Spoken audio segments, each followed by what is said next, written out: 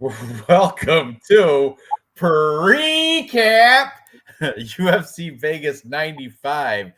Tybura versus Spivak 2, featuring Ranj and Dave. I think Real Fight Picks he's on like a vacation at a beach, but he said he's gonna try to get on depending on his service over there. But yeah, we got a real crap card tonight to go over. This one should be a quick show. Because there's only 10 fights. A lot of things fizzled out, and I've been looking through it again and again, and I've been looking for a spot to take. I mean, there's places where I could go for the underdog, but man, this could be an all favorites card, like all the favorites win. I could see that happening as well, especially there's only 10 fights. Why not? But yeah, Dave. How'd you do last week? I did well monetarily. And in the fights, I went 11-3. And I didn't do that great on Tapology. I think in the middle of the pack, but my bets, we hit the all Muslim parlay, 5-leg parlay it was like something plus I forget what it was. But also, we hit our 3-leg, so we had all plus money in our predictions, so that's good. How'd you do, Dave? Did you do all right? I actually did pretty good. I think my Tapology did not represent my actual picks. I think there was 2 fights that I flipped on and actually worked out well on. But don't tell Dontel Mays that you changed that last minute. Oh, I had to. Good for you. Having said that, dude, you went for 11 for 13. That's not bad. Yeah, I know, but still 20 for middle of the pack. You know what I mean? That's how good. It's not the easiest. How good we are. It's not the easiest card to. It's not the easiest. Like, yeah, we have a lot of stiff competition. That's why you call it Murderer's Row. Exactly, and I mean, I went. I didn't change my Tapology pick, but I mean, even with those 2, I would have tied you for wins. I think I would have lost as far as picks go. But yeah, I mean, once again, it's Murderer's Row. Congratulations, Maniac Mike 001. Never heard of him. Who's the first recognizable name up there? Double Nichols 55, also with 12 wins. He's on the Instagram chat that we have on all the stuff. Saba, Karos is in there. Saba, Papa Chuck is in there. Papa Chuck. Yeah. Yeah, Kairos. I know our boy. Hopefully, our boy Crystal will show up because he's down toward the bottom of the list. Go ahead. Johnny K. Picks also in there as well. Nick Alexander, Johnny K. Picks with 10 wins, so also did very well. Catch his show on YouTube as well. But yeah, I mean, even Real News 9 wins. I don't want to see where Dirty Red, Gerald, there you are, homie. 9 wins. Well done. Not bad. You're in the chat. I'll fucking hook you up. Ice Viking, Raw Torque, all these guys. Crystal. Oh, see, look down there. There's Crystal, 53rd. Dev had a hard week last week. Oh, and he's got some hard picks this week. He's got always a ton of underdogs. Dev does. He either does really well or does really poorly. Yeah. Well, I picked the second time, the latter, because usually that's what happens. But God bless him anyway for taking all those underdog picks. All right, you ready to get into this? This shouldn't be a long show. Like I said, there's 10 fights, and they look to be going all one way, except for like the first one. That's a kind of a tough one, but all the rest easy pickings, I think. Yeah, we can play devil's advocate on a couple, but really. A lot of rooms for favorites. The 3 people miss weight. Chelsea Chandler missed weight by a lot, 6 pounds or something. Chepe Mariscal missed weight by quite a bit. I think 4 pounds. And Danny Barlow missed weight by a little bit. I think like maybe a quarter pound. He was box of shame stuff, and they wouldn't let him try to lose more. So he's just gonna. The 3 of them are going to pay the fines, but all of them are still fighting. I know Yana Santos is a little upset. She's like, boo, unprofessional, whatever. And she has a right to be. I mean, hey, it's a professional sport. You got to do what you're supposed to make the weight, not miss by 6 pounds. Christ, Chelsea Chandler. Oh, anyway, let's get into this starting from the curtain jerker. The first fight on the card, we have little old Toledo Alencar and a rematch against the much larger Stephanie Luciano. Now, this one is one that really, this is a rematch that everybody wanted to see. We have to keep stats on weight misses. I feel like guys who miss win a lot of the time. That's true because they have an advantage. They didn't, like, some of them miss on purpose. Like, they don't want to suck weight. But I think, like, some of them really do try. But and it affects people differently too. And you know what? It affects girls differently. It affects guys. You know what I mean? So that's also, like, guys can rebound from a bad weight cut within 24 hours. Girls, either way. But anyway, I know Crystal has that stat for me. As soon as Crystal pops in the chat, I think it's in my text messages. I will hook you up, Simple Man. Yeah, there is definitely a stat with, like, people that we have no stats. Yeah, Chepe missed by 3.5 pounds. Yep. Unprofessional, but whatever. We're gonna get into that a little bit later. But right now, let's worry about these two, Stephanie and Toledo. Now, checking these girls out early. This is a rematch. The first time what happened was Toledo won the first 2 rounds with grappling control, I do believe. But then she gassed out in round 3. Stephanie Luciano got a 10-8 round, which because Toledo was wiped right out. So that caused the draw. It was a draw, right? Yes. And I was checking out Toledo if you look, let's check out Toledo first. She's much smaller, like much smaller. I didn't realize till we saw the face-offs, but she's like 5'2", and Stephanie Luciano, I want to say is, I don't know, 5'5" or 5'6" or something. Stephanie Luciano's definitely got like she's 5'6". She got 5'1" for this girl, Toledo, 5'6" for Stephanie. So that's a big, and you can see it in the face-offs. The reaches, 66 for Stephanie, 66.5, 58.5 for little old Alencar. But let's open the resume of Alencar, though. But if you look at it, as a MMA fighter, she only has 1 draw, and that was against Stephanie. Otherwise, she's undefeated. And look at all the grappling she's got in her background. So you got to imagine. I know there's some red in there, but still, all that grappling experience, she's got to be the better girl when it comes to the ground, like a threat. I would imagine. You know what I mean? Even despite the red means you learn from your losses, right? You don't want to see red, but still. When you go to Stephanie Luciano, she does not have any of that grappling experience, nothing. But she is a much bigger girl. That's why I said this fight, man, if they were closer in size, I'd be all on the side of what's her name? Oh my goodness. Sorry, guys. I'm all over the place. Toledo Alencar. Man, once you see the face-offs, it's hard to pick the much smaller person. It's a much smaller woman. So yeah, I'm gonna go, and plus Stephanie showed she had the better cardio. That's why she got a 10-8 round the last time they met. So this is, man, it's either going to be Toledo Alencar by sub, which is a possibility, or Stephanie Luciano by decision. So I might play that Toledo within distance decision, no action. I'll probably get that at a decent minus money. Look at them. Here they come. And I apologize. Last week's recording did get copyright infringed. I trimmed it up. It's back out as of today. Sorry for it being so late. But, yeah, we were copyright infringed all week without, I didn't, whatever. It is what it is. Either watch us live or you might miss it. Right? So you can see, yeah, look at the height difference. And and you can tell the reach difference too. But Alan Carr's eyes line up with Stephanie Luciano's chin. You know what I'm saying?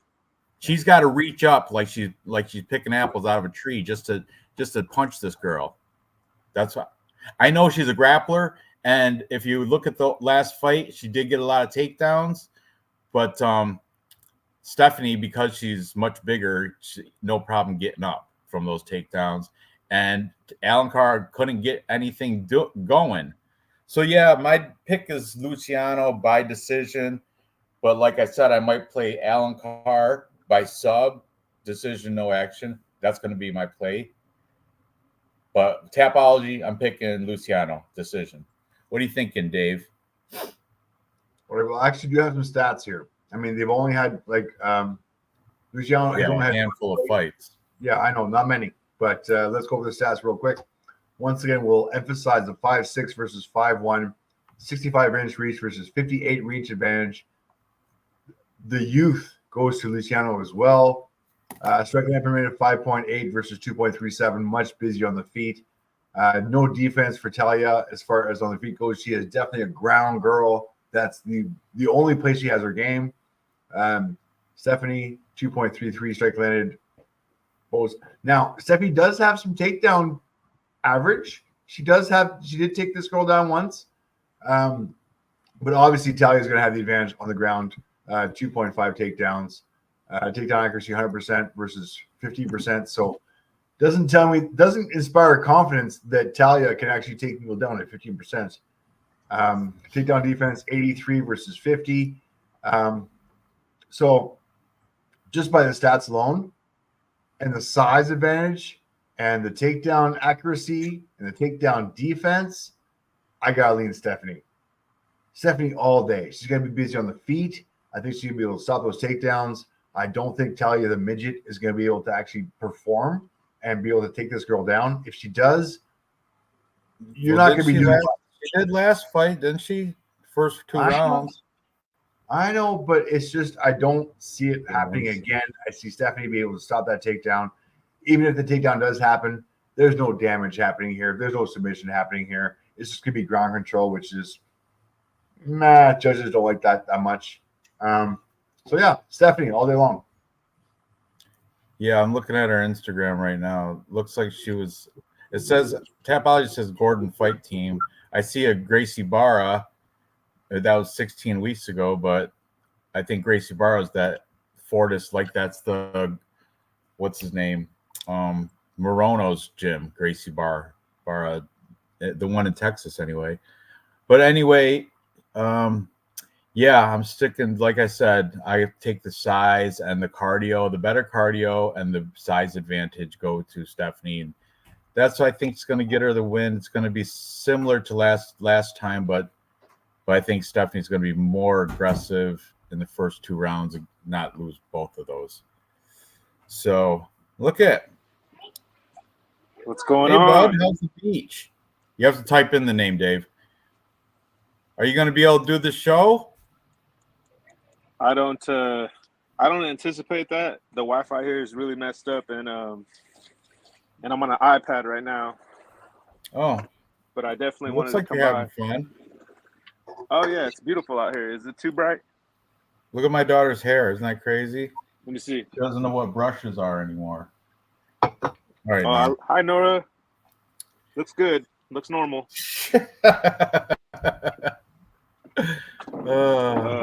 I could try to hang out for a minute if that's cool. Sure. We're just talking about the first fight. Look at the abs on Stephanie Luciano. Stephanie Luciano is so much bigger than Alan Carr. So much bigger. Because, yeah, just play this, Dave. Let this play out. Look at little girl Alan Carr with hands in the pockets, hands in the pants, hands in the pants. See that? Love it. Oh, she's going to big sister her. Atom weight. Look at Ric Flair. Woo! I love that. And making weight. Making weight. No issues making weight. Yeah. Looking healthy and yeah. Big smile. Not a bad weight cut. I'm on this Luciano. Yeah. So anyway, I like her too. I think she's attractive. But let's move on. Or we're both going that way. So Ranj, Dave, Real Fight Picks. He's on his iPhone potato, so he really can't get on. But moving on. Next we have the replaced. No, yeah, is this is not one of them. We have Jarno Aarons taking on Youssef Zalal. This used to be the widest line on the card until it is still. It's tied for the widest line on the card. No, it's not. It's worse. Worse than the Chris Gutierrez Quang Lee. But Youssef Zalal is minus 425 right now on DraftKings. Jarno Aarons comes back at plus 330. Nora, can you give me a beer out of the back fridge, please? Thank you, sweetie. Not good. Now, Jarno Aarons is coming off that win of who did he knock out? That Stephen Gwynn, right? Let me find his Tapology. Who do you want? Yarno? And who are you going first? Yeah, Yarno. We're doing. Let's do Yarno. He's right there. He's on the left. So let's do him first. Yeah. So, yeah, there it is. Stephen Gwynn. He got that. That was, and he was like an underdog. Stephen Gwynn was hyped up for some weird reason. But I bit into the hype, and I lost money because of Jarno Aarons. He was a decent size underdog too. Cashed in for those who took him. However, now Youssef Zalal is the real deal. Youssef Zalal is probably the best fighter on this entire card. To be honest with you, he's a whole level ahead of Jarno Aarons, and that's why the line is minus 425 plus 330. So yeah, this is one of the more confident picks. I have no problem, and I will throw him into a parlay because there's only 10 fights, so it's not slim pickings on who you want to build your parlay off of. So I'm taking the Moroccan Devil, Youssef Zalal. He's just better everywhere. He's got better cardio training out of Factory X. He's definitely better striking, most likely better wrestling, grappling, jiu-jitsu. I think he's better everywhere than Jarno Aarons. Dave, you have anything that says different? So how does he finish him? Knockout or submission? He finishes him with a submission. So we got Jarno Aarons, who's lost one fight by submission, if I'm not mistaken. One fight by, where is it? There it is. Oh, no. Yeah, right there. 2019, he lost by guillotine choke to Hussein Kajimagomed. I'm stopping there. I agree. I'm going to go Youssef within distance, and I think we might be able to get some decent. Hang on a second. Let me see if I can figure it out here. Within distance, we've got by decision minus 120, by TKO plus 700, and by submission plus 275. Oh.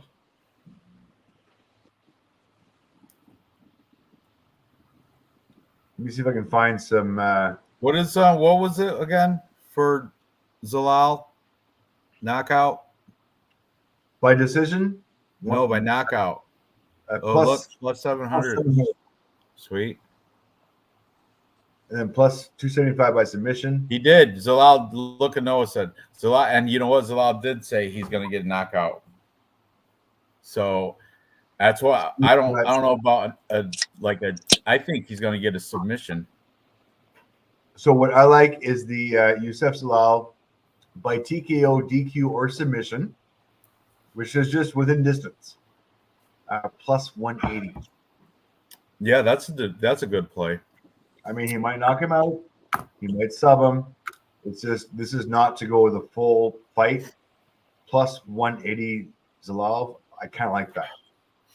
Hey, Real Fight Picks. Who'd you got in the first fight, the girl fight? Stephanie. Yeah, appreciate you asking. I'm on Luciano by decision. Okay. I feel like she's gonna learn a little bit more from the first fight. You know, I heard Alan Carr came in on short notice, and it made me think, man, maybe she can last in that third round. But I have a feeling Luciana's gonna come in and be able to get her striking off. She's gonna have work on that takedown. She's gonna see those entries already. So I'm on Luciano for sure. Okay, and what about this fight? Yarno Aarons. You're taking Yarno Aarons? That's a bold move. That's bold. No, I was gonna say who we got. Catch me up, but no, I'm Yarno gonna take Aarons and Barlow, Yusuf right? Salal. Yusuf Zalal. It's Yusuf Zalal. Yeah, Yusuf Zalal. Actually, I the weigh-ins kind of surprised me that he was a little bit smaller, but he's got a way better skill set, and obviously seen a much more experienced competition. And I'm just taking Yusuf Zalal for that fact. The odds are a little bit fucked up in my opinion. They shouldn't be that one-sided for Yusuf because he's kind of shown he's coming to the UFC. I don't remember who he fought, but he kind of had a lackluster performance. I don't think he's like super dangerous. He did look good his last fight, getting a stop against Billy Corantillo. So yeah, give me Yusuf Zalal. Yeah, agreed. All of us. But at minus 425, bold. We're really going out on a limb on that one.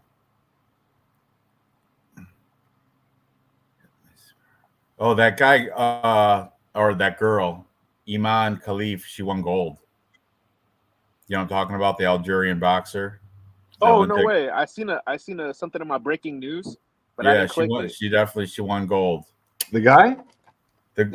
I guess she's a girl from all accounts. The guy. Except her chromosomes say she's a guy. I don't know. We're not talking about that. But anyway, she did win gold. Yeah. Boxing. What? Fucking freak. Moving on. You know what was awesome? 4x4, the 4x relay with the US. Oh my God, the way she looked over, like. Oh, I'm sorry. I thought you were talking about the 4x100 men's relay. Oh, that's Canada one. I know, and the US got disqualified. Why? Oh, you're so corny. Because on the first baton exchange, the U.S. team went. Usually, you have to do it within a certain amount of the second runner on the legs of the relay started off too soon, and the other guy was catching up to him. But the second runner had to slow down, almost stop because he was getting out too far ahead. And you have to pass the baton within a certain amount of yards. And they passed that distance, so they were disqualified. Yeah, they got last anyway. Even if they did get disqualified, they got last. But the girls, this morning. I like gold. Well, the girls looked awesome, and they were not winning. And then the last leg, her name is Christina, or I forgot her name, but Richardson. I want to say it's Richardson, but she was awesome. She ran. And right before she got across the finish line, she looked over at her opponent, made sure she was behind her, just like with the glare. Oh, it was awesome. It sent chills through me when I watched it today. What about that rugby? You see that run back those girls did, the USA girls? What's that? You didn't see that? On rugby? No, oh, my gosh. When we get off of this stream, YouTube, female rugby USA, they fucking had 3 seconds left, and they were already at if you could equate it to football, they're at their own 1 yard line. They pitched it back to this one girl. She's not even big, and she just took it all away for gold. Oh, took it all away, the whole field. Oh, it's scripted, right? It looked like it was. It looked like it because the girls, when they were talking over, they were like falling over in slow motion. It was ridiculous. I know, scripted. All the somebody wants some money. Okay, where are we at? Off the Olympics. Yeah, the guy. Okay, yeah, correct. We can be on it forever because the guy. There was this guy. Yeah, read the comment. I don't want my daughters in here, but yeah, the cost of the gold because of his schlong. But anyway, moving on. Next we have Carl Williams taking on Yonata Denise, the heavyweights, the big boys.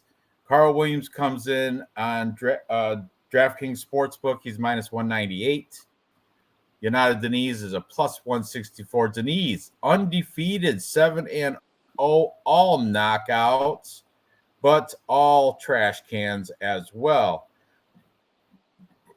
Carl Williams should be able to class this guy. Like, definitely, like, he's better. Carl and Jonata Denise, I think it says kickboxing background or something like that.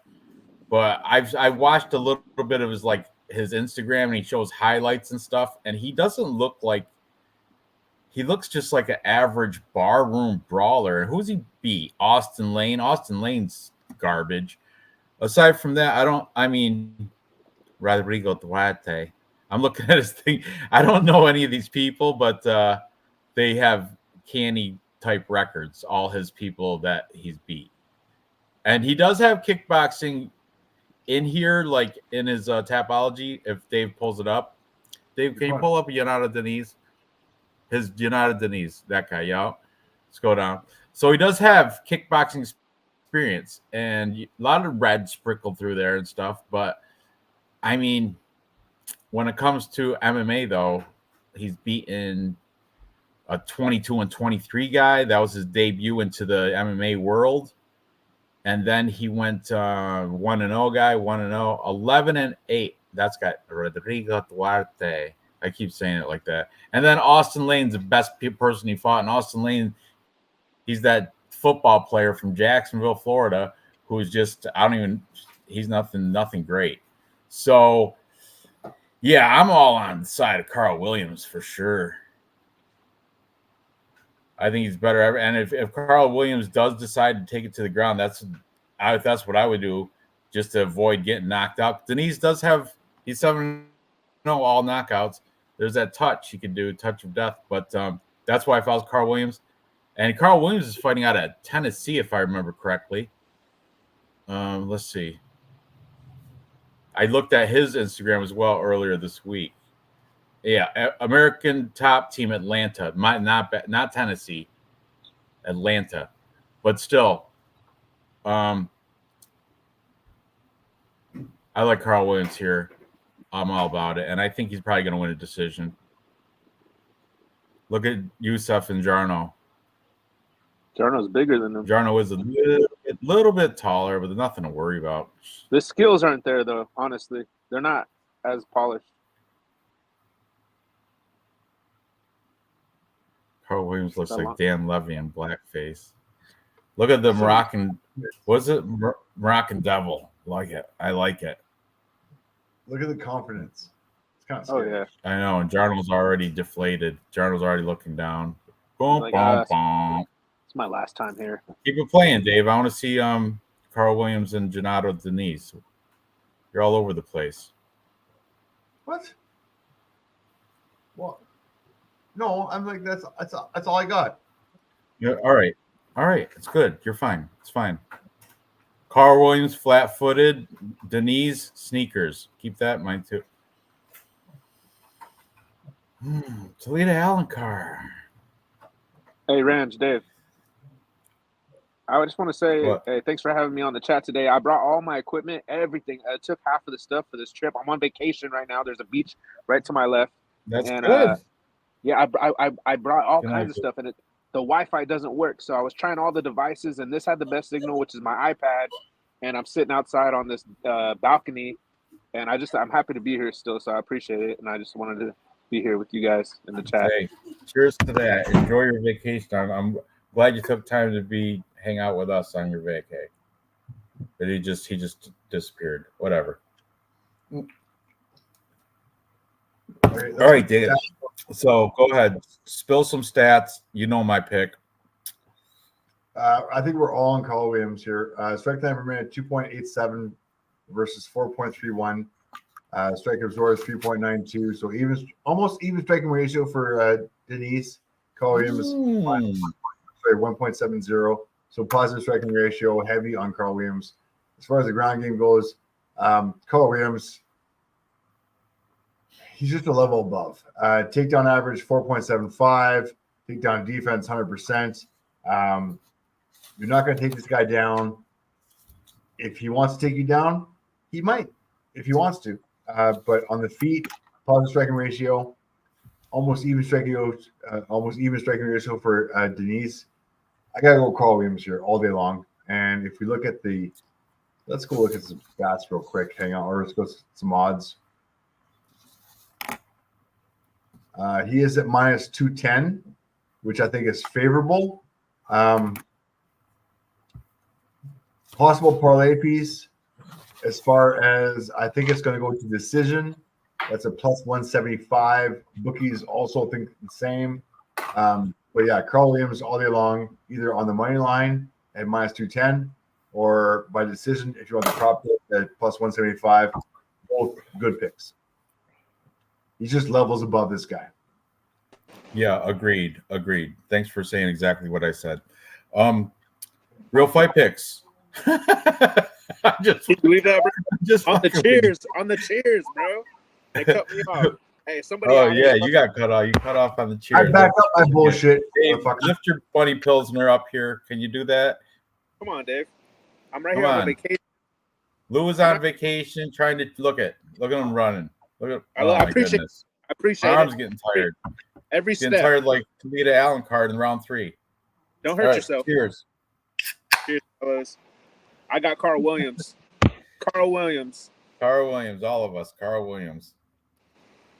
I mean, Denise obviously has that one punch, and he did fight good kickboxers. I've seen that he fought guys who won medals and all these kickboxing European championships, and he's beat those guys. He's lost to some of those guys. So he's a middle tier. He's not Alex Pereira. He's a little bit under that. He's probably a Cesar Almeida and better than Blood Diamond, but I still got Carl Williams. I don't think those kickboxing champions trophies are that hard to come by, really. I see a lot of people with them, a lot. And, it's like, I don't know. It's just, I'm not impressed with a big kickboxing, unless you're like Alex Pereira, unless you're undefeated type. He's a bigger dude from looking at it. Denise, what's the Tapology say in size? 255 and 243. Size, he got taken down. Reach the same. He got taken down by Austin Lane. You got to tell yourself that. Remind yourself Austin Lane's horrible. Well, Austin Lane, he knows how to tackle. He can do a double leg because he played football. Didn't he? He played for like Jacksonville Jaguars, I do believe Austin Lane did. But look at Noah was saying the BLM, Black Lives Matter parlay with Barlow and Carl Williams. I think that's a very good parlay. Lock it in. It's chalky. It probably is chalky. Well, Dave's got worse odds. I got Carl Williams at minus 198 on DraftKings Sportsbook. Danny Barlow's chalky, minus 380, but we're going to get to that in a little bit. And by the way, guys, Carl Williams took down Justin Taffa 7 times, took down Chase Sherman 1 time, took down Lucas Bresky 8 times, took down Jimmy Lawson 3 times. Guess where this fight's going, kids? Yeah, that'd be the smart place to bring it. That's what fucking obvious where this fight's going. Going on the ground. Decision, unanimous. Carl Williams, he's going to be doing the same thing he did in his last 4 fights, taking this guy down, dominating him for 3 rounds. This is an easy pick. Carl Williams, decision, abuse by takedowns, it's over. Yeah, as long as he doesn't get caught by one of those, looping hooks or something I don't know. When I watched I just watched highlights. I never seen this guy Donato Deniz. I never saw him do much kicking. It was all his wins are by punching. So just avoid that and we're good. So moving on next. All right, I'm sitting with 2 empty chairs. That's cool. Next, we have Karol Rosa taking on Pani Kianzad. I hate Karol Rosa's glasses on the face-offs, but so be it. It is what it is. I am taking – let me see. I did a little – let me catch up here. Yeah, I guess I'm taking Karol Rosa by – oh, man, I'm glad I took her early. See, in the beginning of the week, I do like a whole fight card parlay just I throw $10 on it just because the odds change. And look at Carol Rosa now minus 218. When I put her on the full card picks on Monday, minus 175. So that was a big jump up. Pani Kianzad went from plus 150. She's now plus 180. So at the end of the week, compared to the beginning of the week, more money came in on Carol Rosa by a lot. Now, is this this feels like this was a rematch too, but I don't think it is. Is it? No, but they have a couple similar opponents. Lena Landsberg beat both these girls. Or no, she lost to both these girls. But I heard from We Want Picks that Lena Landsberg knocked them both down. They both got knocked down from Lena Landsberg, which is not cool. But I like they're similar, these two. But I like about Carol Hossa, she dates Denise Gomes. And if you look at her Instagram, she's got a lot of I guarantee they're training every day, her and Denise Gomes. And Denise Gomes is also a bantamweight female UFC fighter. Whereas in Pani Kianzad, where's she out of? Arte Suave. She's like from Denmark, Sweden. I don't know if she's getting the same equivalent training as Carol Hossa. Like I said, Parane Valley Tudo. And there, you go to Instagram, there you go. Carol Hossa, that's her girl. That's Denise in the pool. Then there's Denise. Yeah, remember Denise Gomes, whatever. There's Denise in the cage with her. I don't know who the man. I think Denise is the man of the relationship. If they have to pick one or the other. But the point is, she's in there. Look at there. She is sparring with her. Look at the crew of lesbians she got to train with. Oh, that's a protective dykes right there. Protective dykes. That's what I call them. Oh, and dudes. Look at this at the beach with her girl. I love it. Good for them. Good for them. Yeah, I can see clearly now the rain has gone, Denise. Yep. I'm all about it. Carol Hossa getting this victory.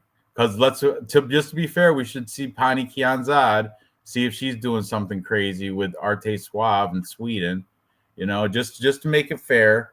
Can't show one without the other. That wouldn't be right. Full disclosure. We got to be a looking glass into knowledge here. Okay. She's training by herself. Oh, little hairy legs. Got to shave them. Oh, who's she? With all her friends, hanging out with her friends. She reminds me of she reminds me of like JP. Maybe she should train with JP Bays. JP Bays is always training by himself in the corner. Remember? Extreme Couture, shadow box in the corner. Everybody else got a training partner. He's last picked on the gym team, like on the class. Everybody pick teams. Nobody wants JP Bays. Nobody wants Pani Kianzad. Oh, there's a picture with Extreme Couture. Is that Eric Nixick? Hit that one with the dude. Yeah. Is that Eric Nixick? I think it is. So that's a good. How old is that? 2 weeks. 2 weeks ago. Oh, that's a good sign. Cute. That's a good sign, but I'm still gonna take Carol Hossa. I think she's a better fighter, but rock climbing. But I like that Pani's in not Arte Suave anymore, like Tapology said. She's over Extreme Couture. It's better, and she got the hood t-shirt on. It's for sure definitely Extreme Couture with Eric Nixick and company. That's good for her. Good for her. Oh, and she's straight. Another reason I'm going to take the lesbians. Yeah. Is she okay? No women should ever wear a shirt saying "just bleed." She does every once a month. Every month. That's like a mandatory. Don't do it, guys. You don't really have a choice. If you have the option, pass your lunch money on Rosa. Me too. Hossa decision. Hossa. Yep. Take the decision at -120. Is that what is the Dave? What is it? I mean, we'll watch this, but still, we got to check out the prop bets for this fight. Look, I hate those glasses though. I can't. They're such the woke, like the woke lesbian glasses. You know what I mean? She's like a She ultra doesn't vegan. need them. She don't need them. She's wearing them because Yeah. feminist. They're like feminist glasses. Yeah, I see it. Okay, let's see who Pani beat. That's in the UFC. I'm not taking your bet, but I do. I like a challenge. Let's I'll see. pay $1 million. Real quick. I'll pay you. Dave, no, Dave. Lena Landsberg. What Oh, odds like you win? still in She the got UFC. cut. Alexis Oh. Davis. Alexis Davis. Is she still in the UFC? She's got to be. Maybe not. No, maybe. I think she's out too. I think she's out as well. I don't know. She's coming off a win in 2022 against Stoliarenko, so maybe she might still be in. She might not be cut. That's $1 million, Noah. Thank you. Anyway, spent enough time on this. We're all on the side of Carol Hossa, right? Real fight picks. Yes, I am. Although Pani has better hands. Money. Oh, smash. Pass. I mean, she's an athlete. Come on. I've been studying. I knew I would have passed already. How many? If that opportunity, you'd be a fool to say no. Sorry, no, get out of here, Pani Kianzad. Put your clothes back on. You're not going to be saying that to her. If the opportunity came up, you can't say pass. I think my wife would even understand. Yeah, I've said no to worse. No, wait, I said yes to worse. Yeah, I said yes to worse. I was going to say, what? You said no to worse. We have not. I said no to better. I think you are saying no to worse. Whatever. This one time. I think Real Fight Picks say yes to Denise Gomes and get beat up by Carol Hossa. Hey, I got a thing for Denise Gomes, man. It's weird. I like how she cuts her hair halfway, like buzzes it. I like that. Yeah. I want to. Yeah, I think, well, you know who else does that? Marcin Tybura. Anyway, let's we'll talk about his haircut when we get there. So are we all on the side of Carol Hossa, or is anybody taking Pani? Well, Pani, I just want to say that she's the more natural striker. She has a boxing background. So if Rosa can't take it to the ground, then Pani wins. So if you're betting on this, find out from Dave and stats right here. Go for it, Dave. Well, no, Joel. By the way, Joel S., you're right. Rosa by decision -125, probably your best bet. If you want to go to stats, we can go. I'll do stats. Hang on. Stand by.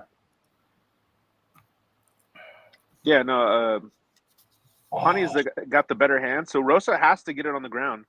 But I think she can is the problem. That's the problem. That's why I'm taking her, because I believe she's going to get the fight on the ground. She's going to mix it up a little bit more. It's going to look better to the judges because this is not going to be a finish. There's going to be a decision.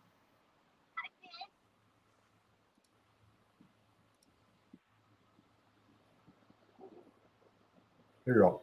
So Rosa more volume.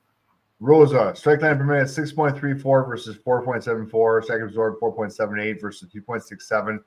Pretty much a wash as far as that goes. On the ground, 1.22 versus 0.46. Takedown accuracy 45 versus 33. Takedown defense 68 versus 66. So Rosa pretty much wins on the ground. As far as on the feet, every category too. Yeah, as far as on the feet, she's got the more volume. I think she'll be able to minimize that strike absorbed. The accuracy on Panine is still not there at 49%. So only half her shots getting through. Lots of fights to put these stats on, guys. So you got to take these stats seriously. You got to go Rosa by decision. I think that was, we just talked about this. Yeah, -125. Joel S. Good call, man. Rosa by decision, -125. I don't know. Jessica Rose Clark is out of the UFC. Is Beth Carrera, yeah. Sajara Eubanks, yeah. I mean, yeah, I guess so.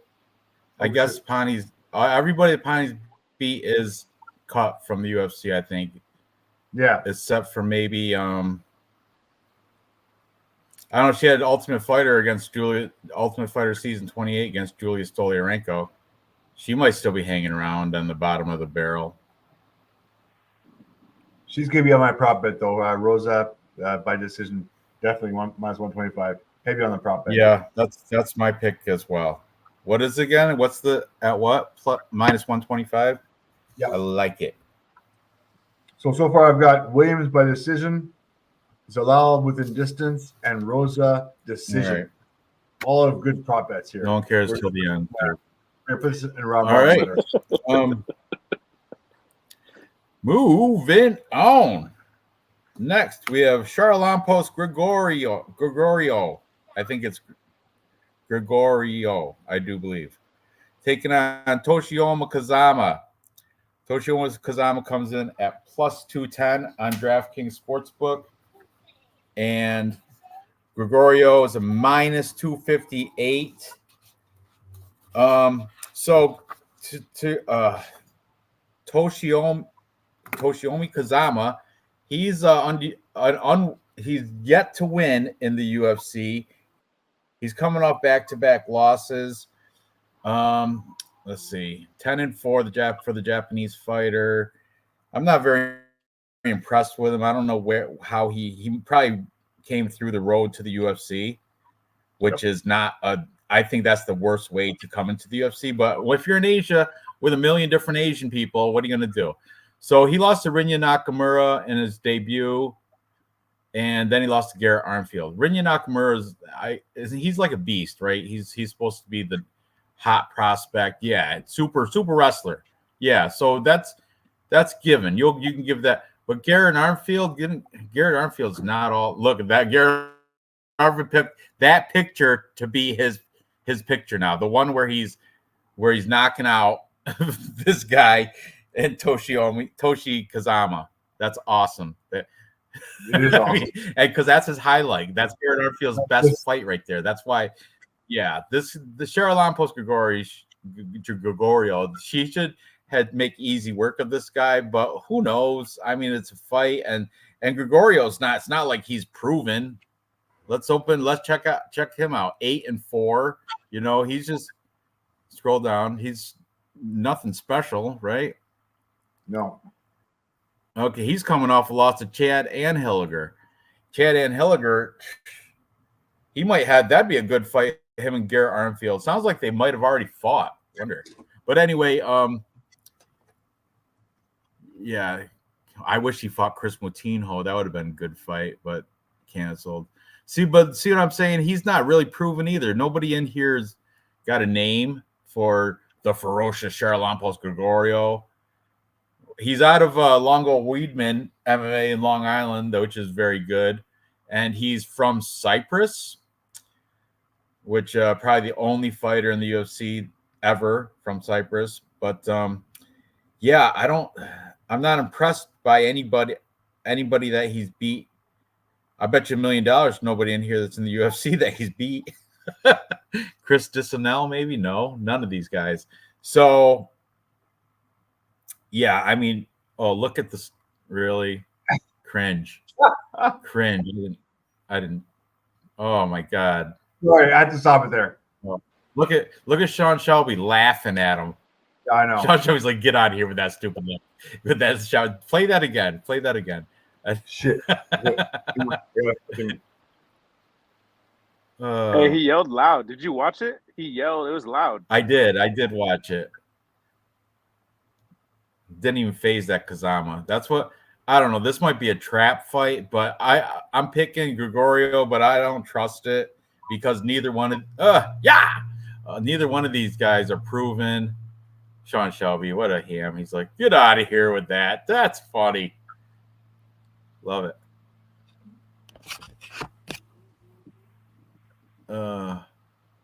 He does actually they size up evenly. They're both the same. The bigger melon on Kazama. It's bigger. Where's Crystal? What if he's just embarrassed for getting third to last week?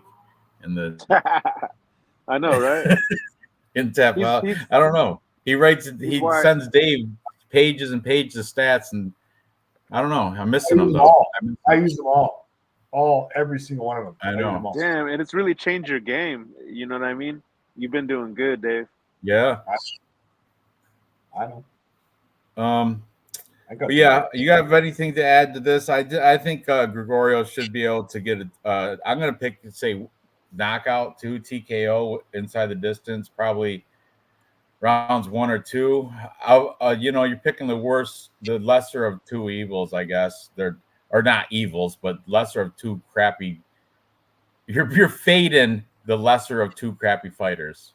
Kazama is the worst fighter here. I mean, yeah, he's so one-dimensional. You know what I mean? He's just that jiu-jitsu player. He's like Ryan.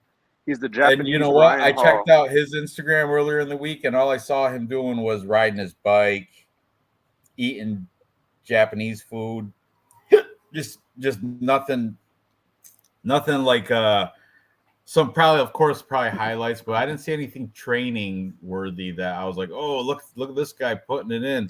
I didn't see none of that. So let me go to the stats real quick.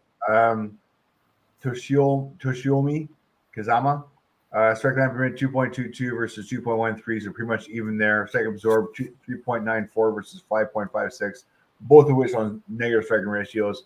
This fight's on the ground. If this fight does go to the ground, 7.5 versus 1.51, much more comfortable on the ground. Takedown accuracy 80%, takedown defense 100%. This guy is a ground guy. So I do like seeing this fight going to the ground. Gregorio is going to control this thing for 3 rounds. I see a Gregorio. Grigori. Help me. Charalampos. Mm-hmm. Just call him Shara. Shalampos decision, which I think is the way to go. Shalampos decision. He is a plus 320. This was not going to go anywhere on the feet. This is going to be on the ground. Sorry, plus 320. For what? Chalampios by decision. Is plus 3. Yeah, because he's going to finish it. That's why it's not going decision. He's not going to finish him. Look at his stats, dude. 2.13 versus 5.56 land. Like, this is going to go to the ground. He's not going to get subbed. Kazama is going to get his ass handed to him for 3 fucking rounds on the ground, on his back. But I just don't see him finishing it. If you look at his records, Kazama's been knocked out 3 times. 3 of his, been knocked out 3 of his 4 losses. How many subs do we have for this guy? So you're going to have this guy knock him out on the ground and pound? I don't see it happening. I'm going to go. Hold on.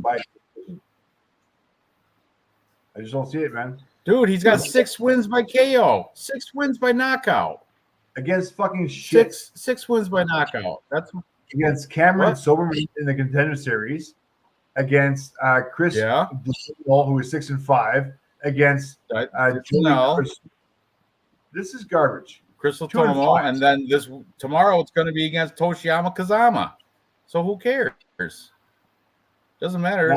Look at Christian Bale. Oh, Christian Bobe. That is my prop bet. Doesn't matter. There. He's got six wins by knockout, and Kazama's been knocked out 3 of his 4 losses. Seems that my pick is Gregorio TKO. We're gonna round 1. Round 1. If you are the while we're at it, if you are the layman, you will bet with Ranj. If you are an experienced MMA junkie who bets with an 8% fucking win ratio, Gregorio by decision. Fuck you, Ranj. Okay. I'm with Kiwi Brew. I can read between the lines. What Kiwi Brew is saying that Kazama comes in and gets knocked out. He's been very consistent in the UFC. And Shara Lampos, he's actually really good. Like, this is like feeding a mouse to a boa constrictor. Like, because honestly, I think Shara Lampos is better everywhere. He's almost opened his mouth as big as a boa constrictor right there. Look at that. He's gonna eat him slowly. By the way, props to the new fucking Instagram girl. Shook a little bit. I never saw nothing like that. Very impressed with the new media girl. Very impressed. Well done. Pretty. Oh yeah, I like her too. She's nice. Sorry, Nice. Ranj, man. I like that dainty. No, I know. Sorry, it's all good. What's her name? The other one, my Howlerhead media girl, was in Abu Dhabi. See that? Yeah, I did. Yeah. Anyway, all right, let's move on. Next, we have. We're getting into the main card now. We got the fat Chelsea Chandler coming in 6 pounds heavy against Yana Santos, formerly known as Yana. She doesn't give a fuck. Right. She's like Nate Yana Diaz's, Santos.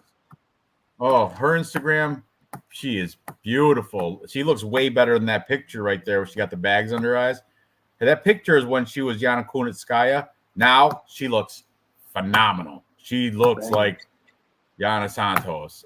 And her Instagram, I'm like, holy shit, she is a good looking girl. And sorry. Yeah, check it out. Sorry. Look at that one right there. Play that with Thiago Santos right there. Look at this. This is why Thiago doesn't want me to have a personal trainer. Look at this one. Yeah, right here. This spot right here. This. Oy. Oh, dude. Look how hard it looks. I love it. Look right there. Come on, Thiago. Really? He's like Pat Barry a little bit, hovering. Well, they got like 2 kids, I think, together. But here's the thing, though. From what I heard, she's not as good of a fighter as she is since her and Thiago's been together. They've been doing they've been on a losing streak since they got married. Thiago's in PFL losing.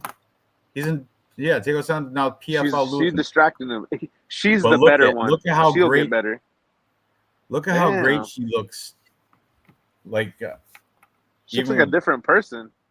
I know. That don't even look like her. That's crazy. Who cares about these ones in the gym? Look at the abs. That's sculpted. She came back. She bounced back. She's clearly putting it in. She's clearly working hard. But the thing was, I heard from I think it was Cody Saftik. Now she's training in her home gym with Thiago, where she used to be at Jackson Wink. And that's what Cody Saftik said, that's what's making that's why she's a different fighter. When she was Yana Kunitskaya before the Thiago Santos marriage, she was at Jackson Wink and she was getting better training with better training partners. Yeah. Now she's training out of like a Santos something. I mean, hit the X. Who cares about her kid, Dave? You keep showing. That is a fucking ET looking alien, ugly fucking baby. All right, stop making fun of Yana Santos's kids. Just how would you exit out and we'll go down and look at training pictures rather than little titty pictures at the beach with her kid. Ugly baby. Thank you. Baby. Scroll down a little bit. Ugly See baby. Who's that in that picture with the holding the pads? What is this? Is where we're trying to figure out where she's training, dude. Not there she's at the beach with her kid. She's ugly child. Poor girl. He's takes after dad. Because don't take it. I think Yana Kunitskaya is gorgeous. Okay. See, this is some obscure gym with Dolomieu. I don't even know, but at least she's getting it in there. And she's being active. I know this is sped up real. This is sped up for sure. But still, look at takedowns. She's doing some grappling. I like it. I like the action here. Now, just to be fair, we're up to look at fat girl Chelsea Chandler too, and boy, in the face-off, she looked horrible. So, she didn't even want to do it. Ice She's Viking. Stood there. I'm picking those small hands. All right, Ice Viking, welcome to the show, buddy. Don't go there, Dave Barry. No, that's a ugly child. Pat Barry's brother, Dave. Want to talk about Fat Chandler? Yeah, look at this is a weight cut last fight, not this fight, because this fight she missed. She didn't even try any of this crap. Well, I'm surprised she's still fighting though. She's still Yana's like, yeah, we'll still fight. So I think I'm picking Yana Santos. What's up with the dead? Are those dead pigeons? What was that? That's she's sport shooting real birds. She killed all them for fun. Oh, I seen that picture. Yeah, I seen that a long time ago. Yeah, She killed them. that's crazy. I use clay pigeons, honey. They're not alive. You shoot them. You're not killing anything. Oh, pull. You know why they say pull? Because they keep the pigeons in a box. And they used to have a boy with a rope and then lifted up the box gate, and the pigeons would fly out and you shoot them. That's why I say pull. You pull a gate up, pigeons come out. Yeah, I've gone sport clay. Remember this when Norman Dumont was running after? Thank you. Oh, yeah. F Chelsea. She got me so salty when she beat her last fight there. She won. What was her name? Nunes. Josiane Nunes. Yeah, but Josiane Nunes is like 5 foot nothing, right? Yeah, 4'9" because she's smaller. Super small. Look at Norman Dumont though. Come here, bitch. I love it. But yeah, I'm gonna take Yana Santos by decision here. I know Yana Santos does the pitter patter. She doesn't have much power in her shots, but still, I think she will. Gerald Lynch says you eat those. They're not pigeons, they're doves. They're delicious. Maybe in the Philippines, Gerald, we don't eat dove here. But I mean, I've never had dove. You guys had dove? I use it when I wash my body. 2 turtle doves? Oh, dove body wash. Yeah. Chandler all day. Maybe if she lays on her, she could use that 6 pound miss weight advantage to her, and she probably is the better wrestler. Man. I will say that she's the better wrestler, but I think Yana's going to outpoint her to a decision. I don't see anybody getting finished here. I was on Chandler all week, Ranj. You leave room with the jokes. Chandler's still salty. She missed the Olympic track team. Look at her stance. Look at her posture. Turn it back. Go back. Play that again. Play that again. That's so embarrassing. So cringy. She does not want to be there at all. Look how gross she looks. I know. And she does not want to look at her posture's all slumped down. She's upset. She's like she trains like 30 minutes from me. I want to be supportive. Sell her a house. She probably can't afford to buy one and keep losing. Look at the house she just come at. Yeah, and watch her departure when look she at her won shoulders like she's defeated. And she looks. Oh, look at the disgusted face on Yana Santos. Like, you piece of shit. You can't even make weight. You unprofessional piece of shit. And Thank you for the free money. And Chandler was like giving her the rested bitch face. You're right. I missed weight. And thank you for. She ought to thank Yana for still taking the fight. Yeah. But Yana wants money too. She's not going to get paid unless they fight, right? Ask Wonder Boy. Ask Wonder Boy. You don't get paid unless you fight. Remember, he had that big stink because he backed out of a fight because the other guy missed weight, and then I forgot who it was, but yeah, Yana knows. She knows about the money. Santos looked horrible. Did you just see the face-offs? Who looked horrible? Chelsea Chandler looked horrible. What the heck? She don't care about weight classes. Well, obviously not. I'm gonna try some Dove, Gerald. Next time I don't know where. I don't even know who would have it on a menu, but next time I see it, 2 turtle doves I'm gonna take, and a partridge and a pear tree. So Chandler is getting cut, win or lose. Agreed. Well, isn't she? She's like Diaz Army's the only female, right? She's the only female coming out of the Diaz fight camp. Yeah. That's right. And if she wins, I don't think she'll be cut. But maybe 6 pounds missed weight. Dana hates that. For sure. There are seasons in the U.S. Every flight zone barely controls their migratory to Mexico. Interesting. Hmm. Hey, Pyramid wasn't that Michelle Wonder Boy Pereira? thanks. That's right. That's Ice Viking just said it. Look right here. Pyramid Yeah. Way and Wonder Boy said no thanks, and then he bitched about not getting any money, not getting paid for anything, because he was like, I did a camp, I lost the weight. He's the one that messed up. I'm not getting anything. Dave's like, you didn't fight him. No, sorry, not sorry. I'm not giving you shit. So whatever. In her interview about missing weight, she said something like she thinks of this weight class as an open weight class. Are you serious? I just don't like Chelsea Chandler, and I will never pick her. That's why I thought Josie Nunez was going to piece her up and pop her, but obviously I was wrong. Anyway, so we're all on, or what are you guys doing? I'm taking Yana. Yeah. Yeah, no, honestly, I was on Chelsea Chandler all week long because she is pretty tough and she did look impressive against Jocelyn Nunez. And I looked at Santos, and Santos has been finished like a few times, and she looks like she folds. And Chelsea Chandler, she could. I was like, damn, could Chelsea Chandler probably finish her?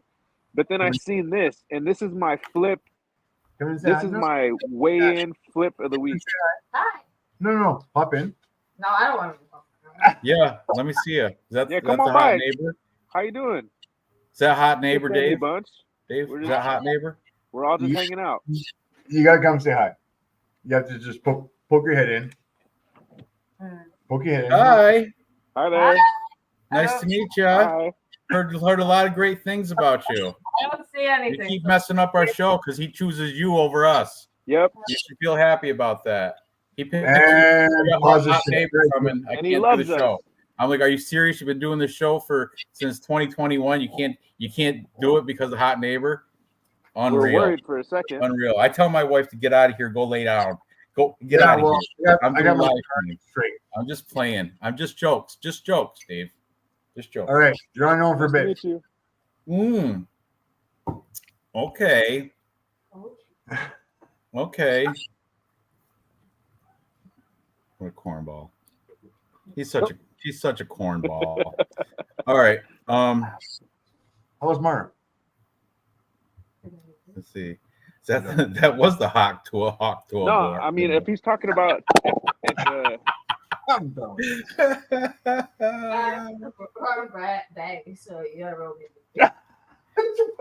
So what No, I- what's the rest of it? Oh, does he think the audio is not on? What a sound of swang. love. The sound of love. Young love. That's a good show. Yeah. That's my guy. That change that. That's my gay. That's my gay. Anyway, That guy moving is up the card. York, I'm just gonna mute him. I'm gonna mute him so he can. California. He's telling stories. He's trying to impress her now. So Look at the beach. moving on. Next, we got super short replacement Quang Lee filling in to fight Chris Gutierrez, filling in for Javid Basharat, right? Because Basharat, what happened? He had an injury or something. Let me see. I don't know. Yeah, but for sure, Quang Lee is his replacement. You're 100% right about that. Yeah, and nobody. I didn't until today. I didn't know anything about. Yeah, Basharat withdrew. Doesn't say why. Doesn't say injury or nothing. Just said Basharat withdrew. So in comes Quang Lee. Quang Lee is a Vietnamese. I'm not mad. I'm a little jealous. Not mad. I know. I was gonna blow his spot up just now and say that, but I was like, I'm not gonna do that. I'm not mad, just jealous. Get it right. It's a difference. I'm happy for him. I'm happy. Just jealous. Me That's too. all. I'm a little Anyway. scared, but I'm happy. That's why you're outside. Your wife's inside. Yeah, I wouldn't be talking big like this either if my wife was in the other room and she's upstairs. So I'm the man of the house. it's just jokes, man. It's just playing. Megan, I would never, baby. You know that I would never. Talking to Anyway. my best friends. Get out of my face, babe. Okay, let's see. Is he still talking?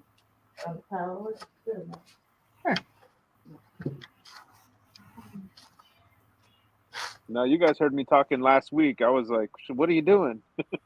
Oh, it sounds like Dave's doing drugs. If you really. All right, I'm going to mute it again because I don't want to incriminate.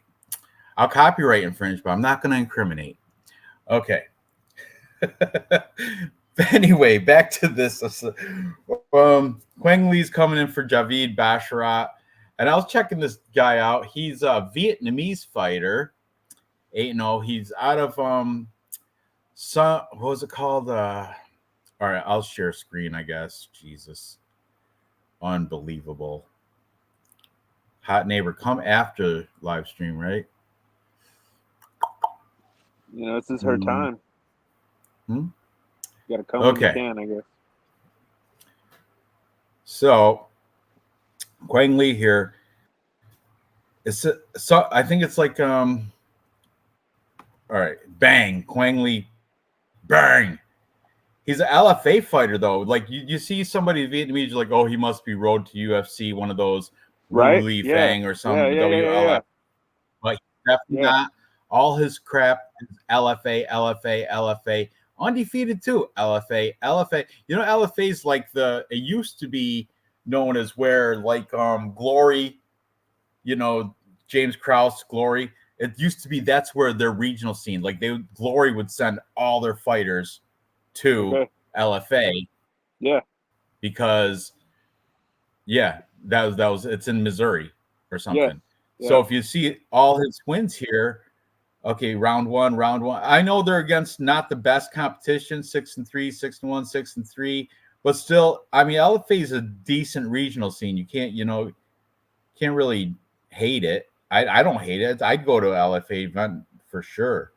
Me too. But unproven, and he's going against the veteran and Chris Gutierrez, which is the thing. But okay, this is where I wanted to discuss. I looked at his Instagram today.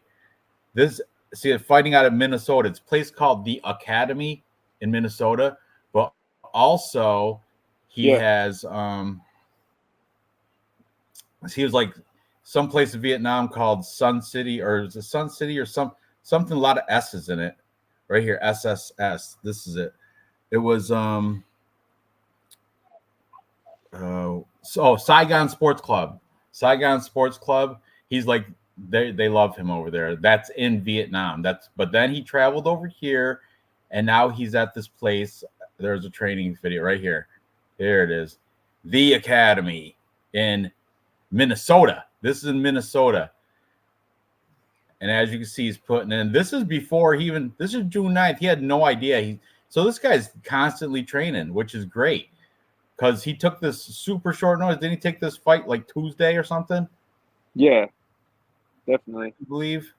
So he had no notice, but according to these pictures, here's one at the Academy in Minnesota. According to these pictures, he's always been, I think that one was June something. What's this one? This is 13 weeks ago, May. So he's always training. That's what if this is your job, you should go there all eating a lot of protein, a lot of beef there. But I mean, I'm still picking Chris Gutierrez, but I'm gonna be rooting for this guy only because he's undefeated and everybody's look at that. Look at that picture. Who's that? Cody Peterson or some. I looked at his That was thing. for the belt, the LFA belt. LFA belt? Yeah. Cody Peterson. Yeah, I remember seeing because Bet Online, actually, you can bet PFL, LFA belt. You can bet you can bet Cage Warriors, KS. You can bet like regional scene promotions. That's cool. You guys are lucky as fuck, bro. What's up?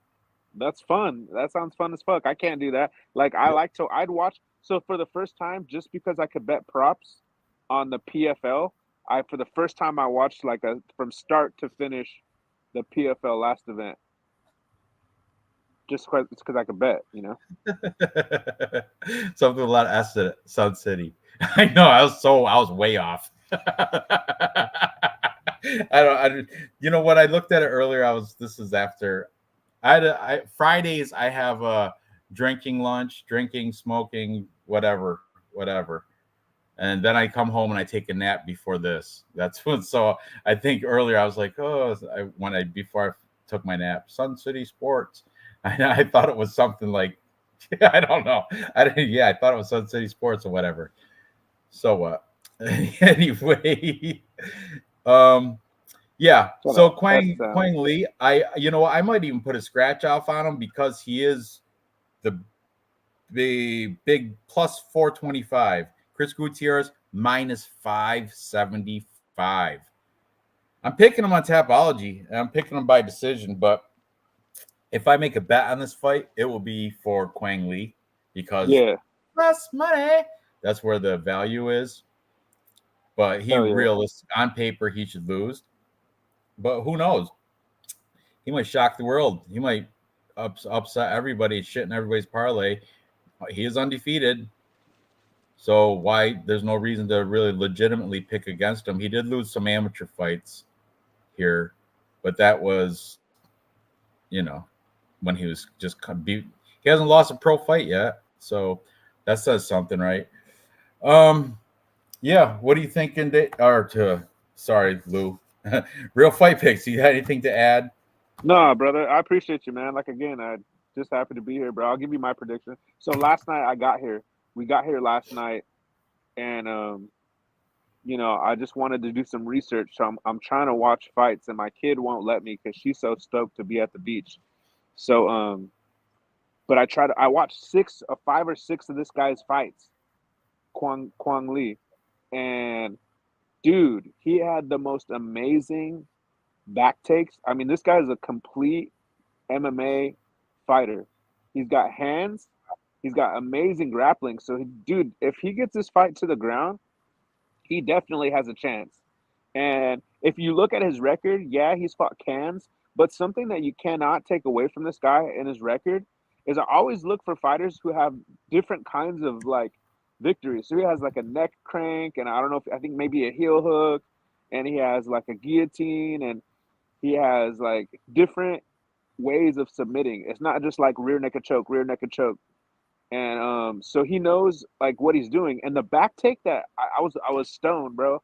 I was stoned. I was like finally had a peaceful moment, and I'm zeroed in watching this guy. And then he did a back take. It doesn't matter if he did it on an amateur. Like the way he took this dude's back was crazy. So I'm rooting for him as well. But I had to take Chris Gutierrez. I only put Quang in 2 lineups. But if I had some more money to blow, I would definitely put him in some more lineups. And he could be live just because Gutierrez isn't very dangerous. He finished Jerome Rivera by leg kicks, I believe. And I think that's his only like recent finish. Well, they size up fairly even. And yeah, just like you, I can't say it better. Like you said, I think Quang Lee is live at plus 420. I'm definitely going to put a bet on him. But Chris Gutierrez, he's the veteran guy. He should win this. But man, I don't want to at minus 575. No way am I betting it, and not for the favorite anyway. And 8-0 fighter. Hey man, yeah, I mean it's hard telling, not knowing. All right, so let's move on.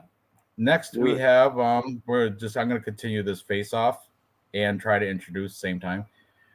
We have Danny Barlow. He came in a little bit heavy today, 171 and a quarter, I think, or was something like that. Had to use the boxer chain, didn't make it. They wouldn't let him retry because of health reasons. Is that? Hold on. Let me kick it back a second, just real quick. I'm gonna come in here. It's getting cold. Is that Armin Petrosian? Is that right there with the white T-shirt? Is that Armin Petrosian? Looks like him. Or is that a different fighter on this? Okay. It looks like him a little bit. I don't think so, though, bro. I don't think so. That guy's nose is too big. Anyway, Danny Barlow comes in undefeated, 8-0, and he's taking on I think, was that a Kazakhstani flag? We're going to find out in a second. Okay. He's taking on, oh boy.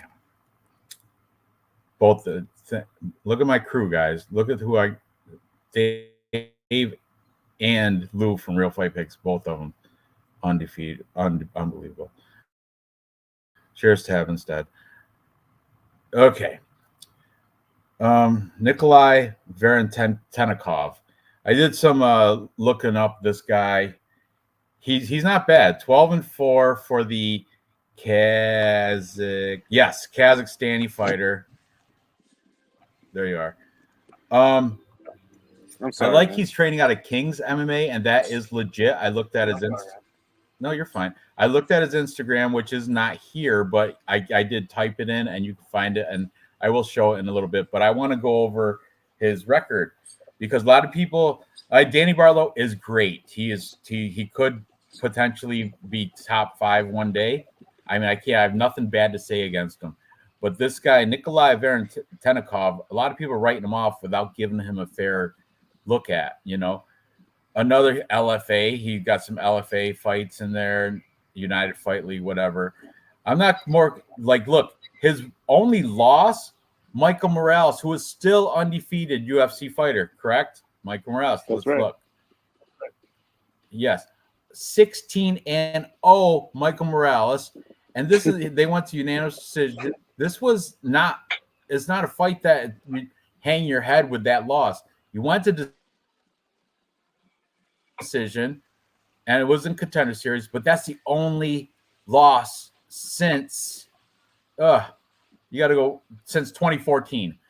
So your only loss since 2014 was against a 16-0 UFC undefeated fighter in Michael Morales, and now you're coming against. I mean, that's a lot of, that's good. I mean, I know I wish he fought during weeks, but I know there's not a lot of big names in here, but they're not at the same time. They're not cans.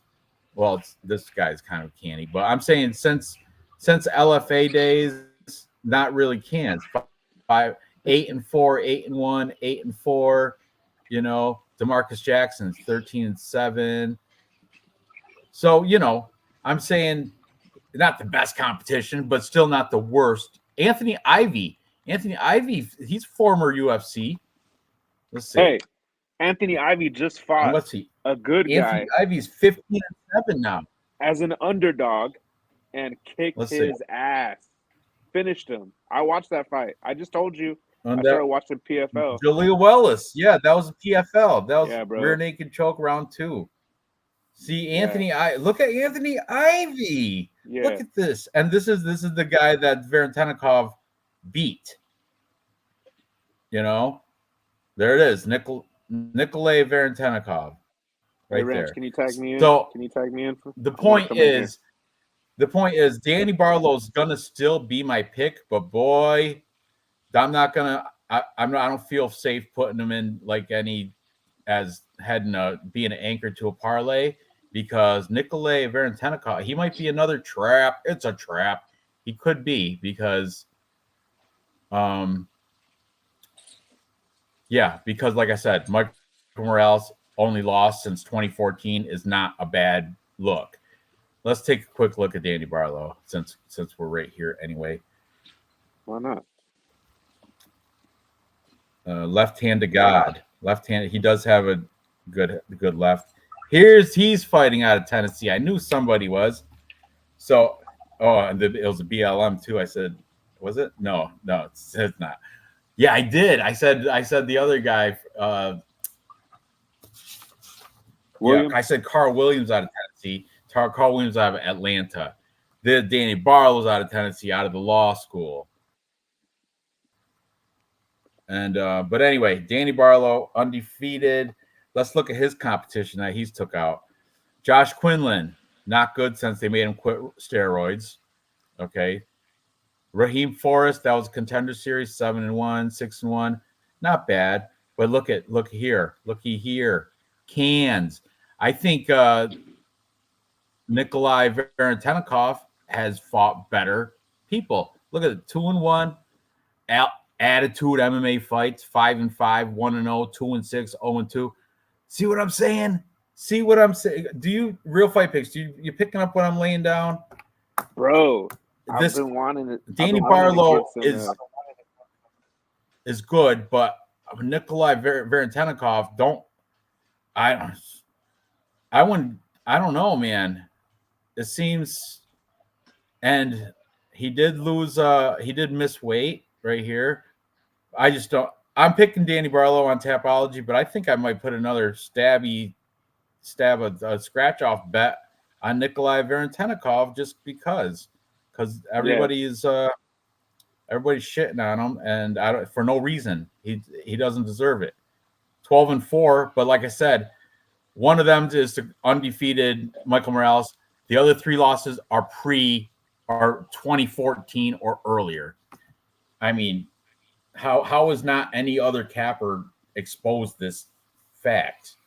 That's why I wish Crystal was in here. I don't know what's up with him, but yeah, what do you got to add to this Real Fight Picks? You got anything to add? Yeah, I do. Can you hear me okay? Yep. Okay, cool. Thank you. So, Danny Barlow is somebody I had a bet against. I had Josh Quinlan because I did watch tape, and yes, he's athletic and has an amazing left hand, but I just saw some holes. You know what I mean? Connor has an amazing right hand. You know what I'm saying? But he's not the best fighter in his division. He's just not. You know, he was at one time, I guess. But you know, you can also make an argument for that. But I didn't see him as a complete fighter. The more I get to know, like I listen to Cody Safdie. Apparently, he has a little bit of a wrestling background. I don't know nothing about because he comes out there and he wants to put that left hand on people. But I was like, you know what? I'm gonna take Quinlan in this fight. That's just how I felt.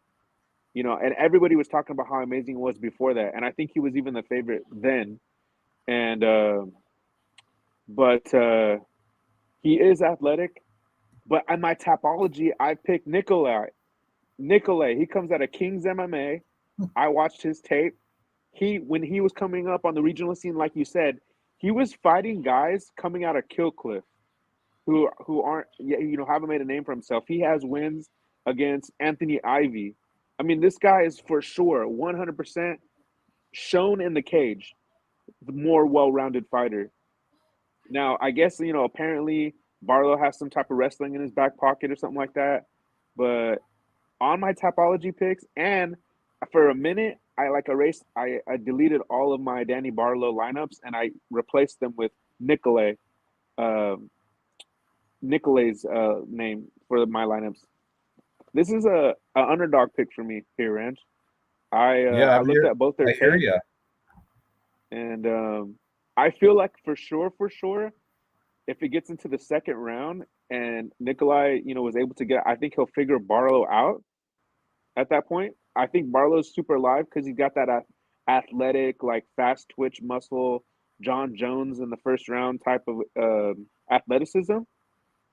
But honestly, like I watched the tape and Nikolai hasn't been knocked out for over 10 years.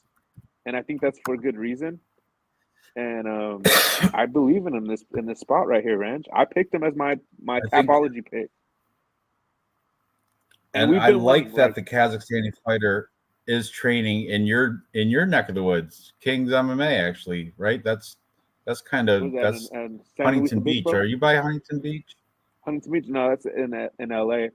It's about 5 hours, 5.5 hours away. Oh, okay. Well, yeah, I do believe that's where King's MMA is. Look at who's this? This is Albert Duryev, right? No, he looks too dark. Is that Albert Duryev? Yeah, right there's his comment. Right here. Right there's comment. It is Albert Duryev. Yeah. See?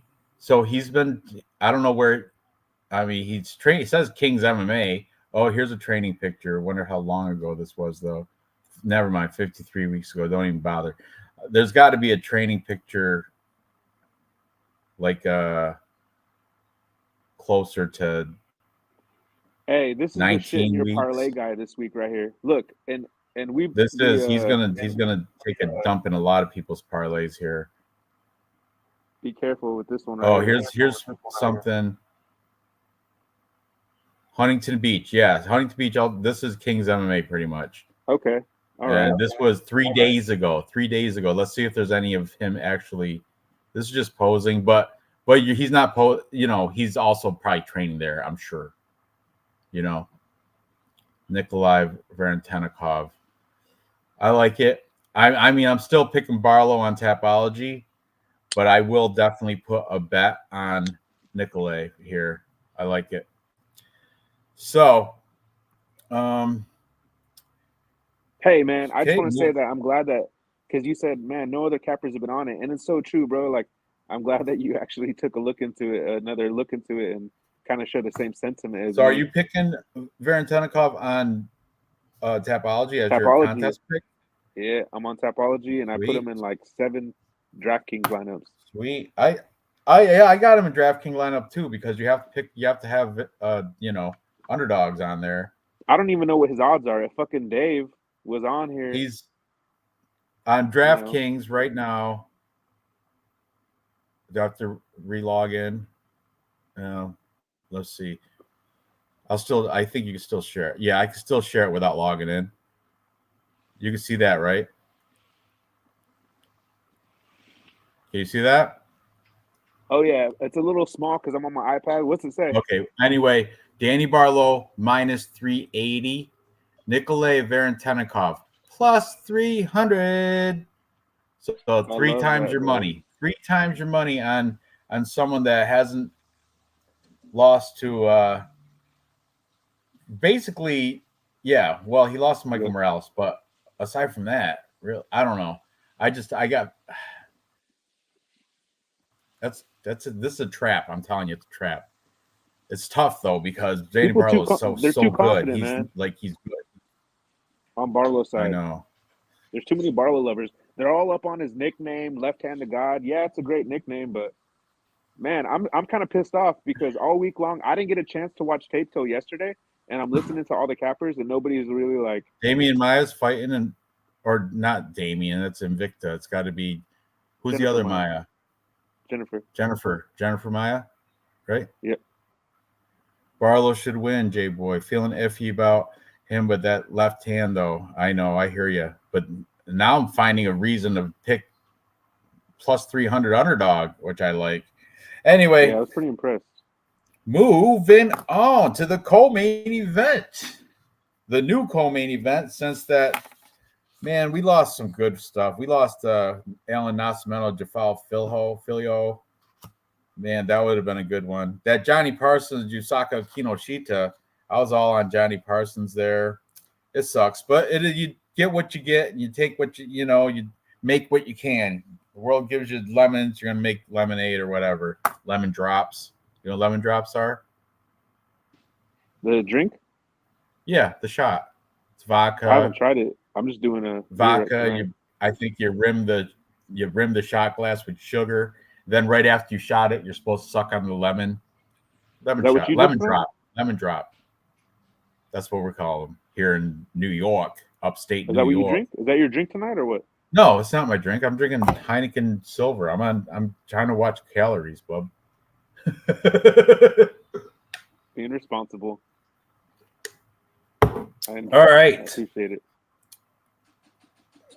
Dude fought with a broken hand and still won. Really? Danny Barlow did? Interesting. All right. On to the co-main. We have Chepe Mariscal, missed weight by 3.5 pounds, taking on, everybody loves his hairline and his new hairline, Damon Jackson. Oh, Damon Jackson, whole new person now after you got the plugs, and he looks good. He looks sharp. I can't knock him for it. So I'm gonna share this tab instead. Okay, do this together. Chip Mariscal, 16-6. He's been on a nice run though. Look at that, all green in his last 5. Machine gun, Chepe Mariscal. And you know what? I've cashed on him every UFC fight that he's had because I keep picking him and he keeps surprising everybody and winning. This one though, he comes in as a favorite. Elevation Fight Team. Take note, Elevation Fight Team. There's a little mosquito. Elevation Fight Team. You know the cardio is going to go the side of Chepe Mariscal because Elevation Fight Team. But if you're training there, you have good cardio. That's just it's almost like a given. Okay. Morgan Charrier, split decision. Could have went either way. I'm glad it went the way of Chepe Mariscal because that's who I picked and bet. Jack Jenkins, verbal tap out. I was so stoked. I picked Chepe Mariscal. Trevor Peek from, what is he, Arkansas, Alabama, one of those real southern states. He got the southern draw. Not high. He had a flash of like he was hot, like highly kind of like touted, like, oh, this guy Trevor Peek, he's prospect. He had like a little bit of hype behind him. Chepe shut that up because Chepe is actually a veteran. Look at, he has fought a long time. Look, Pat Sabatini, Yusuf Zalal, LFA, but still, these are good. Yusuf Zalal, come on, really, these are great wins. Great wins. Lost to Bryce Mitchell. All right, give him that. But I'm saying Gregor Gillespie lost to him too. But the experience that this guy has. Look, 2014 he started out as a pro, and then just the big, and look at his amateurs. Holy smokes. He's a fighter, man. Amateur, and he's just coming into his own right now. Right. 2011 as an amateur, undefeated amateur, undefeated. And then he comes in as a pro, getting it done until he went against the greatest fisherman in the UFC history, Gregor Gillespie. And there's no shame in that loss. And then, I don't know this guy, but still, went against decent names here. I love the Pat Sabatini. I like people that beat him because Yusuf Zalal, that's a great win. And these losses aren't horrible. Joanna Sabrito, Steve Garcia, Sean Sawyer, I don't know. Well, that's kind of whatever. But still, fact is, he's had a lot of experience, and he's on a streak. Look at 6-fight green win streak here against decent names, especially this last 3. But now he's taking on Damon Jackson. Damon Jackson, proud father of not Olympic, but high school girl wrestling medalists. I checked his Instagram out. Very proud. It's good. And you notice this is his Tapology picture. See that hairline there? We're going to look at his Instagram in a minute. That's taken care of now. He got a Fortis MMA down in Dallas, Texas. I like Fortis. That's Saeed Sayoud. That's Fortis MMA's cage side guy, and he's one of the. If I had to choose anybody to be in, it'd be him or Eric Nixick probably. I don't know. There's a lot of different guys you want inside your cage, but Saeed Sayoud, he's one of the best. He's one of the best for sure. But okay, he's come out split decision win over Alexander Hernandez. Good one. He lost to Billy Q and Dan Ige. I mean, both great names. Also, Damon Jackson, Action Jackson. Used to be Damon Leech Jackson. Remember that? The Leech? But then the Chinese Leech. There was kind of a little confusion there. I'm the Leech. No, I'm the Leech. So now it's Damon Action Jackson. I think he named it after a relative or something. There's a story that goes with that, whatever. But he beat Pat Sabatini. Dan Argueta, that's actually a surprisingly good win. I bet against him that fight. I bet Argueta, unfortunately. But whatever. Kamuela Kirk, there was a little hype behind that name. Charles Boston Strong Rosa. These are good wins. Of course, you're going to lose to Ilya Tupuria. But before that, Masar Bektik, great win. And then before that, you don't really know these names, right? But, Kevin Aguilar. But the point being, also a veteran. Look at the years. Started his pro. Started amateur at 2009. Holy smokes. He started his pro career 2012. So this is actually a good fight, and it really could go either way if you want to deep dive. But here's the thing: Chepe Mariscal is a dog, and he's, like I said, Elevation Fight Team is the cardio there is way better than the cardio training over at Fortis. No, I'm not no fade on Fortis, no shade. I'm not throwing shade on Fortis. I like Fortis. I think they're probably one of my top 5 favorite camps, but the cardio is going to go to Chepe Mariscal here. I want to show you the Damon's Okay, Damon Jackson, the Action Jackson. Okay, see, look, here's all his daughters. He got all girls, all of them medals, wrestling like that. And look at the Oh, hair. I can't see it. I can't see it. Oh, can you see it now? Oh, my bad. Here. I'm sorry. There we sorry. go. Yeah, There you're good. Good. I got you. He wasn't messing around with his little girlfriend. But anyway, whatever. We got Damon and all his girls here. These three medaled. I don't know what's going on with this one, but could literally not be more She got a proud. volunteer badge. Yeah, maybe she's manager, training to be manager. I don't know, but it doesn't matter. But look at what's key. Look at the hairline. Beautiful. Yeah. Beautiful. It's like a whole new. This is the old hairline. This is an old picture. Older picture. See, this is before the plugs. See that? I can't look at it. It's hard to look at. I know. Well, anyway, I think that's mom. No, mom I mean, like, I don't enjoy his hair. It's not attractive. Right here. That's I love hair. this right here. Yeah, I like looking at this one. Leave it there. That's with the plugs. That's the new hair. He's got a good one sitting at a dock of a. Oh, look at. Like seeing that. I like highlights of Damon Jackson. He's got a picture. Oh, look at this one. Look at this one. Look at the hairline there. See? Filled it in. This used to go back. I want to try to find a older picture where you could totally see it.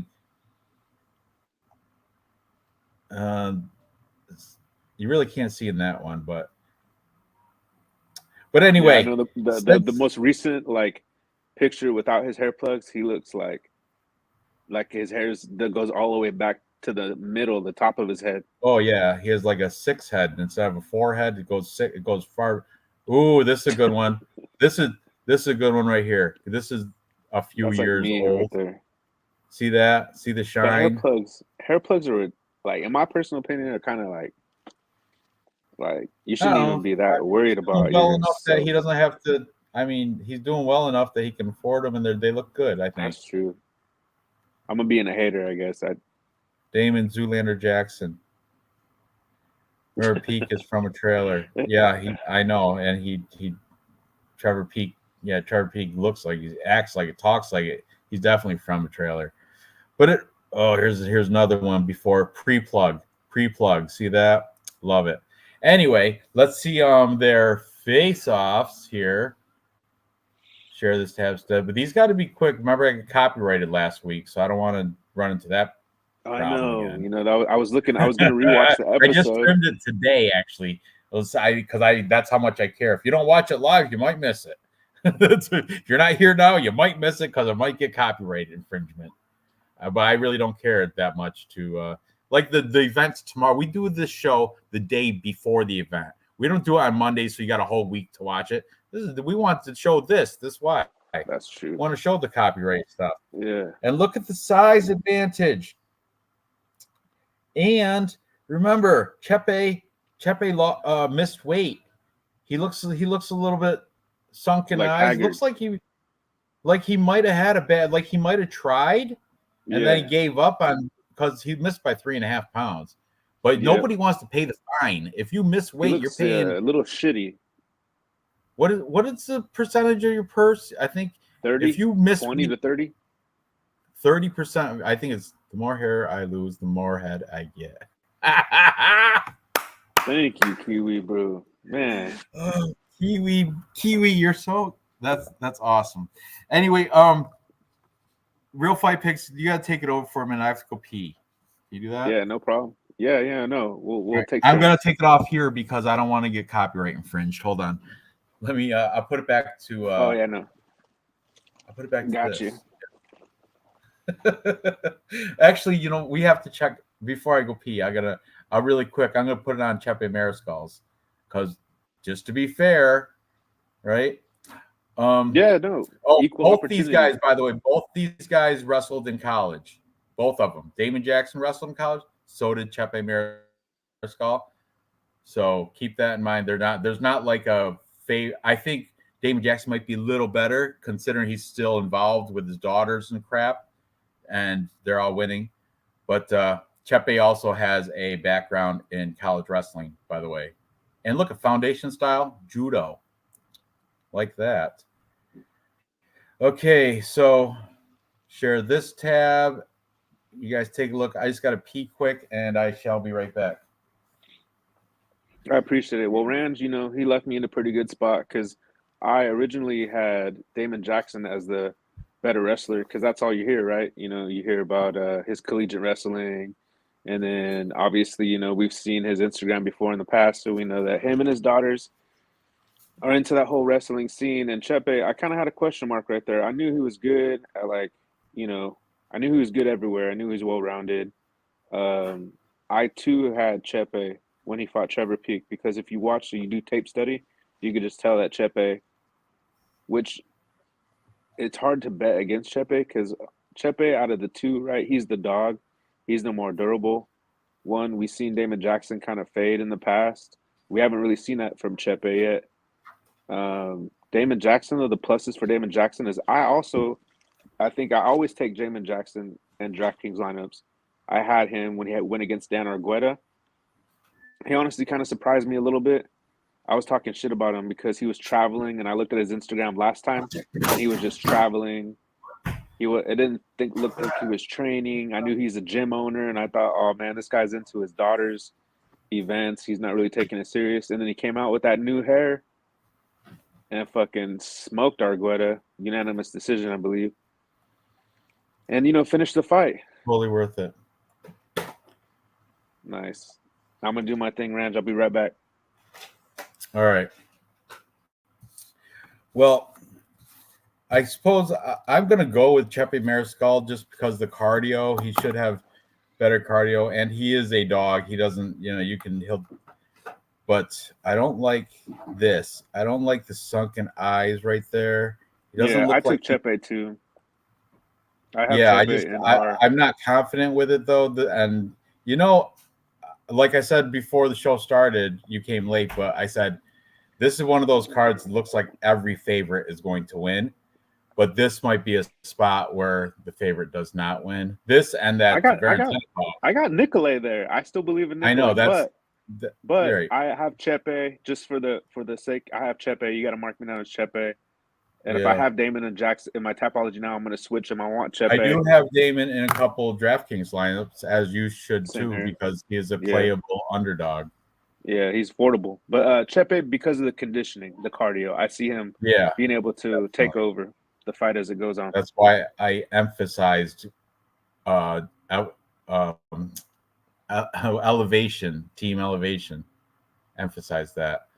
So, all right, let's move on to the main event. Okay, we got the rematch. Marcin Tybura versus Sergey Spivak 2. First time around, I do believe Marcin Tybura won. Correct? Okay. Well, anyway, I will hold on a second. We're going to stop this. And we're going to share this instead. Okay.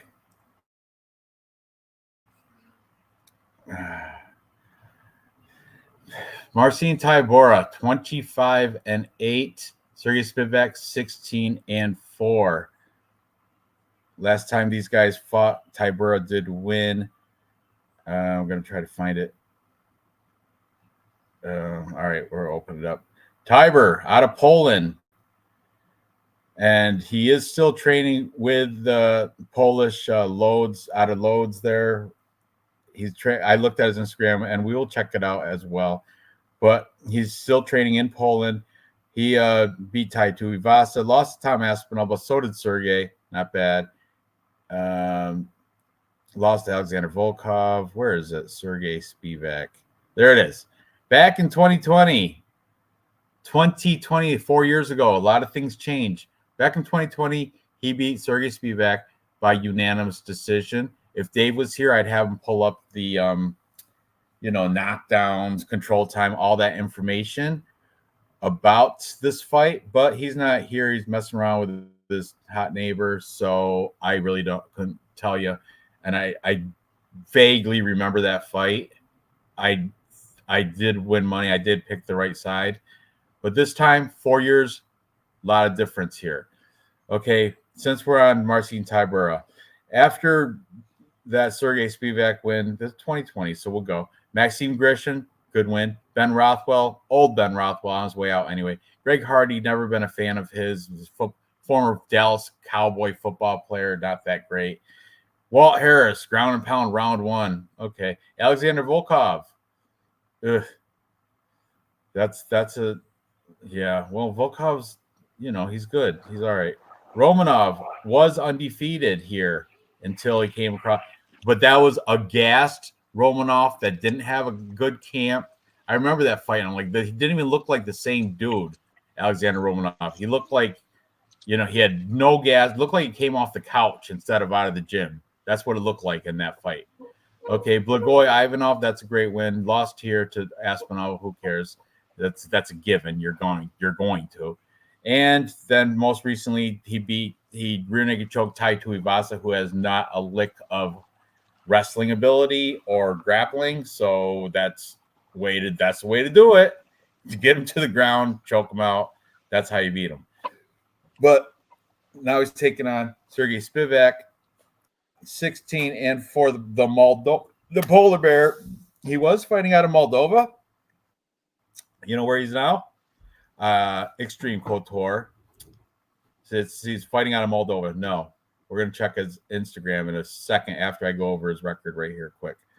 Okay, we'll start at the Tybura loss, 2020, just like I did for him. After that, he beat Carlos Felipe. Nothing great. Jared Vandera, nothing great. Alexei Olenek, 59-15-1. Alexei Olenek. Okay. Lost Tom Aspinall. I said you can watch that. He also beat Greg Hardy. I mentioned, not a fan. Greg Hardy, football player, Dallas Cowboy, slammed his girl on a bed of machine guns. You know about that? Uzis. Greg Hardy? There's like Uzis, hidden Uzis under a mattress, and he slammed his girlfriend on. Greg Hardy? This way back when he was a football player. Greg Hardy did that. Yeah. I didn't know that. Dirtbag. Yeah. Jeez. Now you do. He's a dirtbag. Augusto Sakai, ground and pound round 2. Okay. Derek Lewis. Good arm triangle. See, that's another smart IQ, fight IQ for Spivak. Take it where they're weak. Just like Marcin Tybura did with his Tai Tuivasa win. You got that's both of them showing decent fight IQ. Like, hey, I know this guy Tai Tuivasa and Derek Lewis. I know if they stay standard, most likely they're going to have a better chance of winning. But that's why they both took it down and managed to win via submission on both those guys. Cyril Gane lost, but punches round 2. But that's, you got to give him the go on. You got to let him go on that too. Cyril Gane, I mean, he's good. So the rematch comes here now. Now this is where I'm going to pull up their Instagrams, because the polar bear is not fighting out of Moldova anymore. Share this tab instead. He is fighting and he's training. It says polar bear team, but you know where? This is 46 weeks ago. Edited 46. See, look how old that is. So I didn't know why he put that up there. He reposted that, but now where is it? Here it is. Extreme Couture. Look at this army. Oh shit. Francis Ngannou's right there. This is what's his name? Big Country. Roy Nelson. Yeah. Yeah. This looks. Who's this? Can't see him. Who is that? This big guy. I don't know for sure, but it might be Carl Williams. Is Carl Williams? No, Carl Williams, Atlantic, ATT Atlanta. Carl Williams, he's not that buff. I think this guy's a pro fighter as well. I don't know who the dude with the socks is. That's cringy. He's just nobody, just off the street. Or it's Spivak's buddy. Spivak's. He probably brought him back from Moldova with him. But look at the training session. Look at this guy, Spivak, carrying that whole rack or whatever. Love it. I love it. Okay, this is a row of killers. He never they never tag anybody. But I like to see Francis Ngannou there, and here's that guy again. Anyway, He's in shape. The point being, Spivak is no longer the polar bear, training out of the polar bear team. He's training at Extreme Couture, which is a top quality gym, and getting it done in all aspects. Look at this. Got some working on the ground at Robert Drysdale Jiu-Jitsu. I just like when the European fighters come stateside to train with, because, you know, I'm biased to stateside, you know, wrestling training facilities and fight camps, just because they're gonna, well, Russian ones are great too, obviously. I'm taking Spivak here. I think he's not the same fighter. I think he's much better than he was 4 years ago. He's much more improved. Is that him and his wife? It is. And this is back in Russia. This is Russia, it looks like. Who knows? I don't know. This is definitely Russian. Archangel Michael team fighter. But yeah. But just to be fair, I'm going to show you Marcin Tybura's Instagram as well. I don't like to show one without the other. It's not fair. So, Marcin Tybura, training out of Poland, and I do believe he hasn't. Now I think he might be at the UFC PI Performance Institute as of recently, but we're gonna find out. Yeah, Tybura. I checked these out too. Yeah, definitely he's at the Performance Institute, as you can see here. Let's see if we know any of these people he's training with. If he tagged them, and they're all tagged, but Alligators Fight Club. I don't know this guy. This some Polish guy he brought with him. This Ankos MMA. That's where he trained out of. That's He definitely brought this guy from Poland. He's the Polish. He's the owner of where his right here, Ankos MMA. My bad. That's the facility that he trains at in Poland. So, and yeah, he's got that hair on one side, shaved on the other, just like Denis Gomes, isn't it? I guess in an interview he said it's because it's not he goes, no surprise, I'm going bald, but this side go bald faster. So that's why he's like, whatever, I'm just gonna cater to how my hairline's going. He does have those massive ground and pound though. Loves the ground and pound. But the thing is, Sergey Spivak, good kick too. But of course, it's his page. He's gonna show all the highlights. Ankos MMA. I see that guy. I like his wrestling sneakers, those Adidas. That's how he always sticks out. And these other guys, Michael Landryzek. I don't know these guys, but I'm assuming he brought them back with him from Poland. Shopping. Okay, here's some. This is definitely Ankos. This is in Poland, and now he's at the PI. Anyway, back to this. I'm taking Sergey Spivak. He is the favorite here, unfortunately. I don't like picking a card full of favorites, so it is what it is. Spivak, I think, is going to have the better cardio, and I think he's a more improved fighter since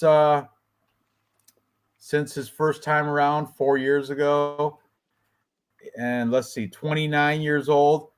Marcin Tybura, 38 and 9 months, almost 10 years younger for Sergey Spivak. Almost 10 years younger.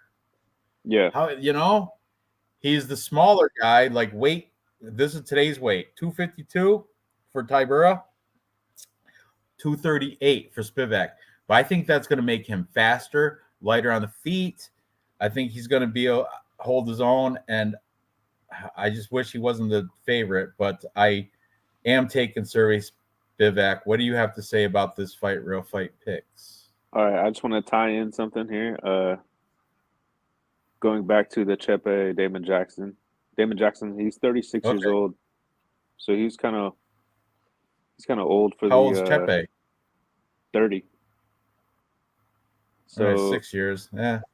you know, that's another thing to take into account. That's why I also pick Mariscal, and I want to do the same thing here because, like you pointed out, Tybura is 10 years older or so than Spivak. But the Right. thing about their fight is, if you guys are listening and you guys go to UFCstats.com and look at their stats from the last 3-round fight, Spivak started to fade. He literally, I think, threw. It doesn't even matter if it was total strikes or significant strikes. He threw 5. Spivak threw 5, and Tybura had like 11 minutes of control time or something like that. I understand that Spivak's doing all this training. He's training stateside. And where was he at again? Spivak? Extreme Couture Okay, he's Extreme Tour, so he's in Las Vegas. and Francis And Ngannou. yeah. Yeah. So In all the pictures, Francis Ngannou. in the first fight, there was an apparent G's talent saying gap. Spivak's been there since 2021. Huh. Okay. So that means he's okay. That's something to consider. Spivak has a 9-incher. He will win. I don't know. Tybura's probably hung low too. I don't know, man. You know, it's heavyweights. And Alligators Fight Club. I'll find out. The Alligators Fight Club. I'll find out. I feel like I'm stuttering here, but I'm gonna go with Tybura. I feel like he did it the first time, and I'm gonna give him some grace because it is the heavyweight division. So I'm not gonna hold the age thing against him so much. Plus, those skills that he used aren't the type.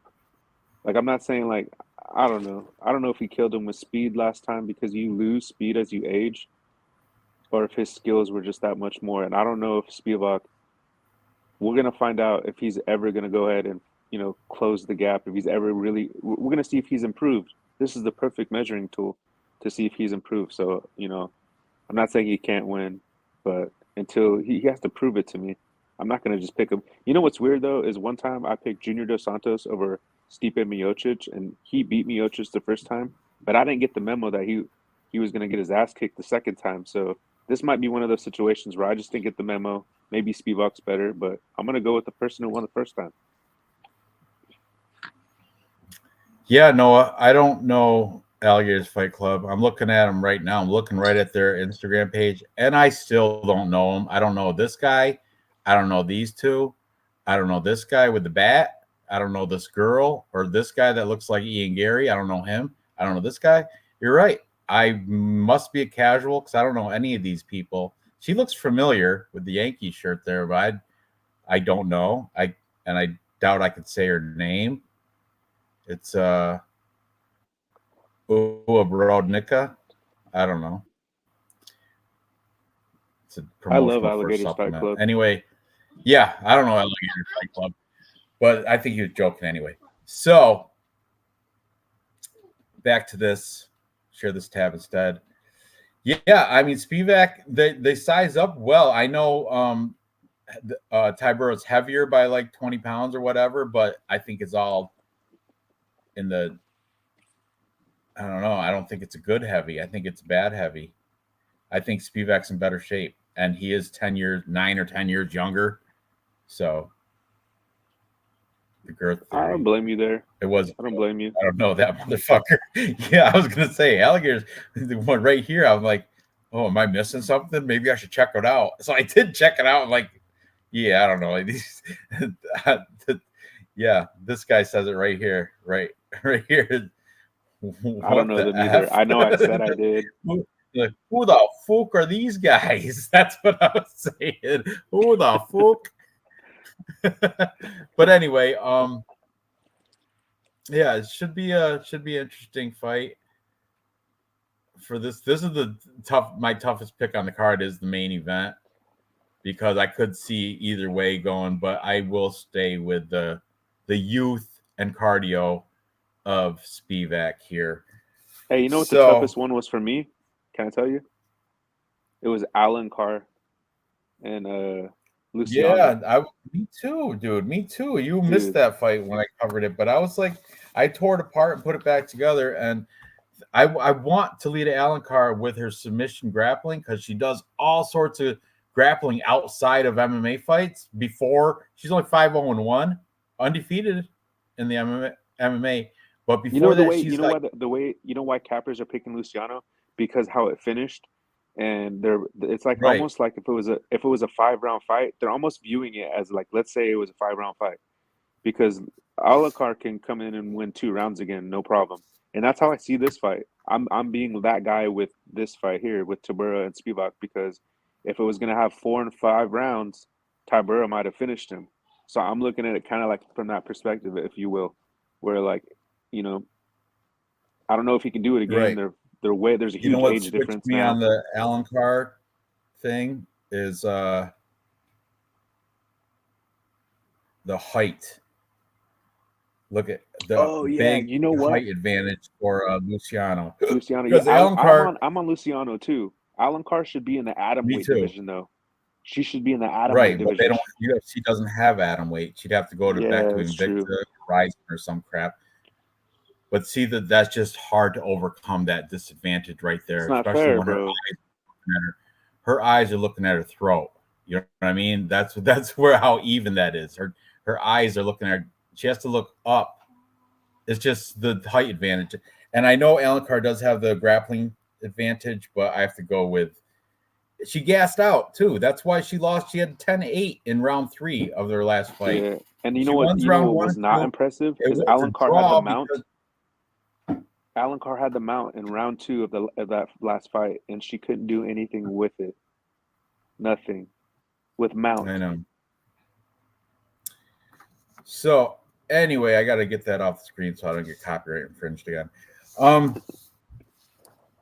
Yeah. So I guess we're gonna go through and make our 3-leg parlay. And if you guys that are coming that came late last week, our all Muslim 5-legger hit and our 3-legger hit on point last week. On point, the 5-legger all Muslim parlay, fantastic. Yeah, I cashed in last week. I did fairly well. Unfortunately, the Olympics came around and I dumped a lot of money back into it. But I came out. Spain cost me today because they didn't win in regular time and went to extra time. It ended up being a draw against France in soccer. Unbelievable. Yeah, the 3-leg parlay. Yeah, that was good. But the Muslim parlay was even better. What was the plus money on that Real Fight Picks? Plus 403. Plus 403. 403. All Muslim parlay, baby, except Muhammad Yahya. No Muhammad Yahya on that one. Okay. Alencar was short notice for her last fight when she was on mount. She was doing damage. She's from BJ background, getting better. I know. That's what I'm saying. That's what. Let's share this tab instead. Yeah. So, yeah. What I like about Alencar, I'm sorry to keep dilly-dallying, but on this stupid, no, you're good. The curtain jerker I'm for curious. the prelims. I'm but just on the edge of my seat. But look, I did this twice. I did this twice. I do it on Monday. I make my picks before research, and then I do it now after research. And on Monday, I picked Alencar by submission because of this reason right here for the problem child. This is what I like about it. Okay, 5-0-1 in the MMA, like not UFC, but in the MMA, 5-0-1. But before that, look at all the grappling. I know there's red sprinkled in here, but that's all experience in grappling. And there's a whole. It starts in 2017, and it keeps going. And even these losses, you're learning. Look, one of the reasons why Alencar couldn't sub Luciano last time, in my opinion, is the size, bro. Like you touched on. I know, that's the thing. I think that's what the more important thing is right now in this one. Unless you get a joint manipulation lock, the size if you tuck your chin, a smaller person is not gonna be able to work their forearm into your neck to get a choke. It's just size does play a big deal here. Yep. That's why I'm thinking Luciano. I don't want to, but You're making the that's right where Alan choice, Carr I might think. be one of the. I think so too. And I did look at her Instagram. Okay, look, And you know what though? Alan Carr can still win because she may not finish her, but maybe because I heard she took that fight on short notice too against Luciano for the contenders, yeah, and that's what I heard. oh, she looks nice And I've here. seen her look better in the third round in other fights when I was watching tape. Even like her fight Jesus. with in the UFC after Look at that this dude in the middle. against What a beast that guy Ryan. is. Who is that? White Feather Tactical. That guy's a mammoth. He is mammoth. I could beat him in an arm wrestling Yeah, right. if I have a You couple shoot beers in your ass me. too. You're gonna need to arm wrestle that guy. Oh, she's a Carol Hosa fan too. Toledo, Alan Carr. Okay. Is that? You don't want her. Oh no, it's just UFC Fight Pass, just promoting the event. That's what it is. My bad. So yeah, I'm still sticking with Luciano, but this is just games right here. This isn't serious. Because look, yeah, see, they're not even contacting. Come on, that's make believe. That's role playing. Anyway, all right, you ready, Lou? We got to do this 3-fight parlay so I can. Yeah, I'm curious. This is the most important part of the show.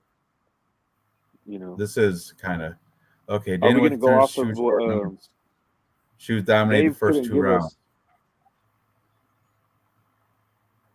Improved her last fight. She knew her MMA BJJ background like darn. Shout out to Dave. Yeah, it's easier just to say fuck you guys and go with the pretty girl. Because sure, I turn down pretty girls every Friday for you guys. So unbelievable on him. Because short notice, you will see tomorrow. Size matters here. Why didn't Alan Carr dominate until she gassed? Yeah. Well, she did. She did dominate. Why did? Yeah, she did. I know. But then she gassed, but the thing was she couldn't finish because of the size. That's what I was saying. I've all wins parlayed over significant strikes. Okay, that's smart. So it won't matter because Alan Carr could still get takedowns. We saw no one like Luciano's bigger, still has this TKO problem. Size matters in women's MMA. Hey, who did that significant strikes? I just want to say I don't like the Rosa over 70.5, if that's what it was. I don't like that. I don't like Rosa under 70.5 because I think she's going to try to take the fight to the ground. So whoever bet over on that, I'm a little bit concerned. Brew. I hear you. Me too. All right, so yeah, let's do our thing now. Remember, for the 3-leg parlay, we don't put girls in, and we stay away from chalk, like real chalky fights. It's gonna be kind of weird on this one. We might have to throw underdog in there. We don't have any. You have one. We need to come up with some kind of like prop. There's only 10 fights out of here, so it's tough. I did have. I mean, I might throw. I don't know. Anyway, look. Okay, we're not including the women, so first fight's out. Yusuf Zalal's way too chalky at -425. Carl Williams -198. I'm gonna put a little asterisk there. Oh yeah, he might make it. Yeah, that's okay. I'm confident on him too. Carol Hosa, no women. Okay. Charles Lampos is -258. I don't like that, but it might have to because the chalk here. That's a good one. Yana Santos, can't put women in it. We learned that lesson. Chris Gutierrez, I don't like that because I'm rooting for Quang Lee, and Chris Gutierrez is -575 anyway. So, and then I want to take Nikolay Varentenikov like you did, so I can't take a Danny Barlow -380. Chepe -205, but here's the thing. Yeah, that's a play. Chepe's going in there too. And Dave's not here, so we don't have to worry about Dave doesn't put the main event ever in the parlay either, but Dave's not here. So we can put in Spivak if you're cool with that. Do it. Minus 155. So we're gonna do Spivak, Chepe, and Carl Williams. Agreed? I agree. All right.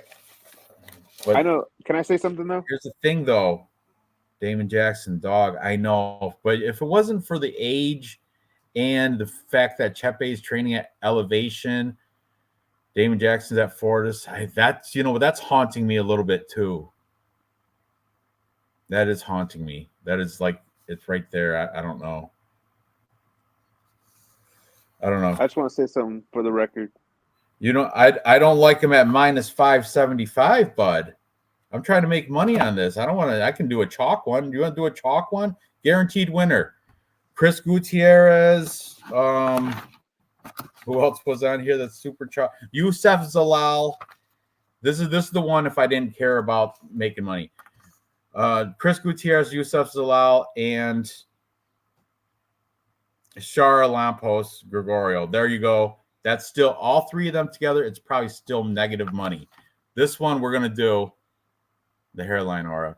This one we're going to do and actually make some plus money. Let's find out right here on DraftKings Sportsbook. I have to re-log in. I like Charalampos. I like Chepe. And Charalampos, Chepe, and another favorite. Maybe just Charalampos and Chepe, maybe. What's that? We got Rose as a favorite, Santos favorite, but she's a girl. We're not putting women in. I told you. No. Otherwise, I do a women. Well, maybe we can do a 3 women parlay too. We can do that. See what it pays out. But we're gonna do our official plus money parlay right now with who do you say? Okay, can I share this screen? I'm gonna share this screen so you guys watch me put it in. I need to see this card.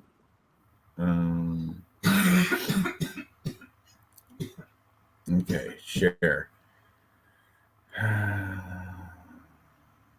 Okay. Oh my goodness. Now you guys can watch me put it in. You don't have to. You can't see my Hope you guys can't see my bankroll. You can't, so it doesn't matter.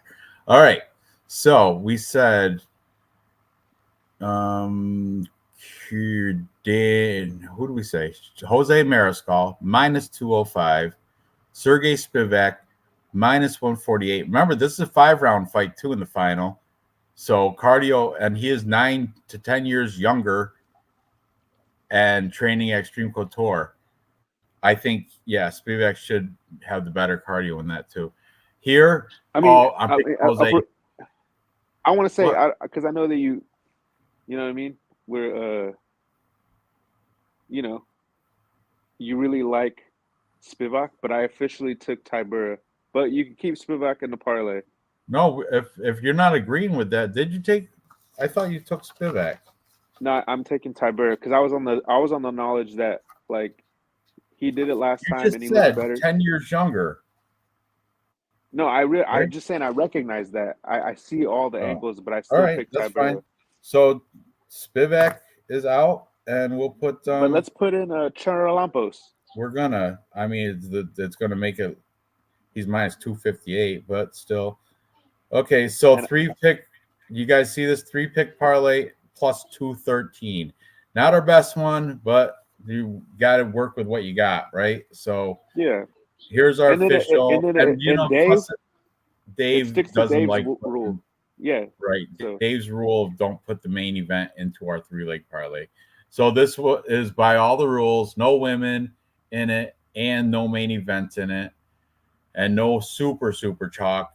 Charles Lampos is the biggest chalky leg of our parlay, but still plus 213. Put it in there. Now I'm going to stop sharing so I can make my bet. And then I'll copy paste. Chepe and Williams are sketch. I know, but you know what? You got. I picked all favorites. I'm rooting for a couple underdogs. I'm rooting for Valentinnikov, and who was the other underdog I was picking? Oh, Damon Jackson. I think no, was it? Yeah, Damon Jackson. No, Toledo. Kwang Lee, right? Oh, that's right, Kwang Lee. Kwang Lee. Yeah. Plus 425, Bubba. Hey, bro. Undefeated. But that Nikolai bet. Parlay the three bitches. All right, we will after. So let me parlay these guys first, so I can. Hey, Ranj, just for Post us, it. bro, on your own, bet Yep. something on Nikolai. So when he wins, I can be happy. I'm going bro, to. I'm gonna. Maybe I'll do it right here in a minute. Maybe. It's But all let good. me post this one first. Okay. I'm gonna be like, I told you so. StreamYard. Paste. Let me clean this up. Plus money parlay. What is Little Mermaid? I'm watching the woke version of like a Disney movie. The remake. Aren't they all woke from Disney? I don't know. This one's woke right here. I could tell. I'm gonna get it. Okay, so here's our official for the show. Our official plus money parlay, 3-pick parlay. Not that great, plus 213, but it is still plus money. So that counts. Now we're gonna parlay the three female This one's fighters. gonna be like plus 375. What? This one's gonna be like plus 375 because we're gonna pick Santos, Rosa, and Luciano. I'm picking all the favorites. Plus 358. I'm picking, although it's shadiest one is Stephanie Luciano. I don't see that one. I don't know. I don't want to put that one in because I don't know which way it's going to go. And I like Toledo Alencar by sub. Hey, I like Alencar this time by decision. But I'll do one just because I'll do with the favorite girls. I agree with that one because I took Luciano in our Tapology group. I think it's gonna go her way. I think she's gonna outstrike. I think her striking is gonna overmatch the grappling, and win the end of the rounds. That's and plus it's just a big size difference, hard to overcome for an atom weight, you know. So Carol Hosa minus 218, Yana Santos minus 155, Stephanie Luciano minus 155, parlayed all together plus 297. Plus not money. as much as I thought. We'll take it. Not as much as I thought. That was plus 350. I'll still play it though. And nice. So let me place bet. Now I'll share it on StreamYard after I clean it up. All girl parlay. I'm not gonna call them bitches. Any of that. Copy. All estrogen parlay. Like Noah right here. 3 pitches for plus 300 synergy. Oh, what is the Y chromosome parlay? Let's see. Estrogen parlay. I like the estrogen parlay. Okay, that's cool. So we got the common sense parlay and the estrogen parlay. You know what? I feel bad, Ranj, but fuck, dude. I don't know how you're so confident in Spivak. I can't because it's 4 years later and he's in better condition. He's working at a store for a while. T-shirt bet. Totally. Let's do it. We're even. Or you still owe me one. You owe me one, but I've owed you one for a while. But we broke even last event. I know. I know. Thank God. I don't want to owe you 3 shirts. I was already down 2. Fuck. Can't live with that shit. All right. So here's our estrogen parlay. all X chromosome parlay, whatever you want to call it. But here it is. Estrogen parlay, 3 picks. Carol Hosa, Yana Santos, Stefan Luciano comes up plus 395. I placed that one hedge. as well. That's a good hedge right there. And dude, I'm surprised the connections made it. The Wi-Fi connection, barely, bro.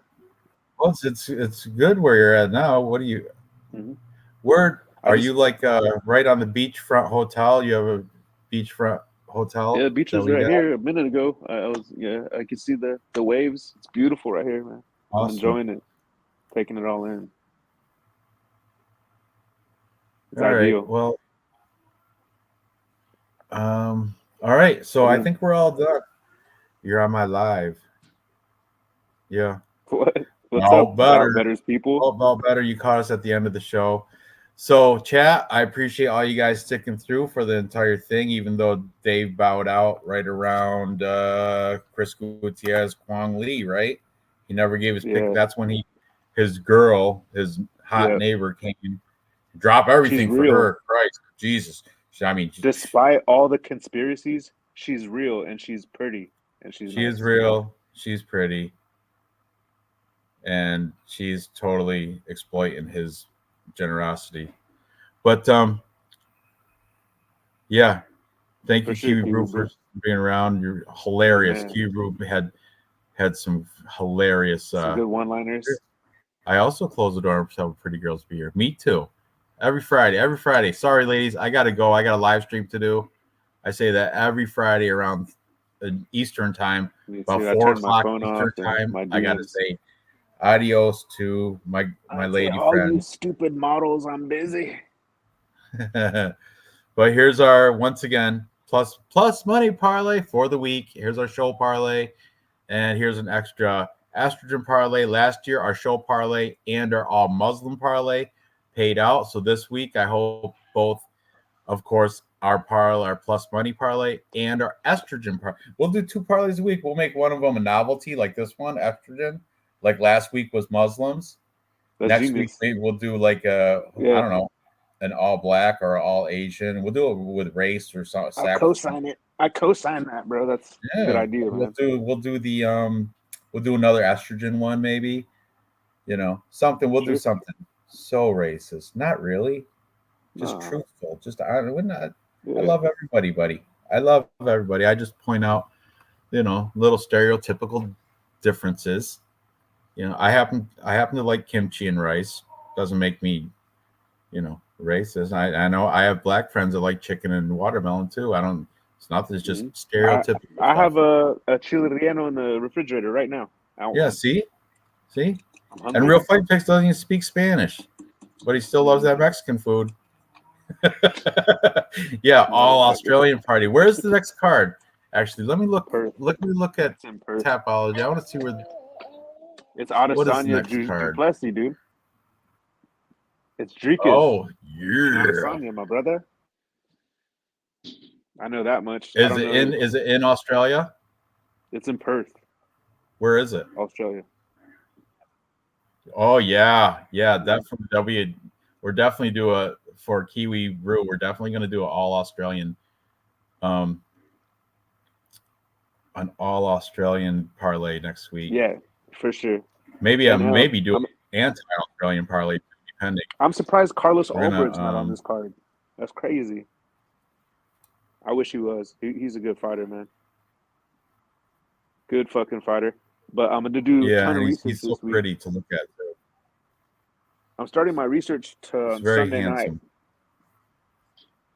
I'm gonna do some heavy research right here. I'm gonna do another show too during that week. That's why. So I'm gonna be like full of fucking UFC 305 in Perth, Australia. Duplessis versus Adesanya. I just want to take a quick peek at the card with everybody that's in the chat still. Okay, from the top going down for the middleweight championship of the world. Then we got Don't Blink, Kai Kara France, Steve Ursay. This is Aussie versus Aussie. What are you gonna do here? Gamrot, look at that. Gamrot versus Hooker. Gamrot's winning that. Watch the line. If it's like in the 1 somethings, you got to jump on that. Does it already have something on here for lines, or do I have to get you have Odds? I don't have to go know. back to DraftKings? But you have to imagine Gamrot's minus. He has to be minus Yeah, 275. minus 260 for Gamrot. Oh my god! Minus 260.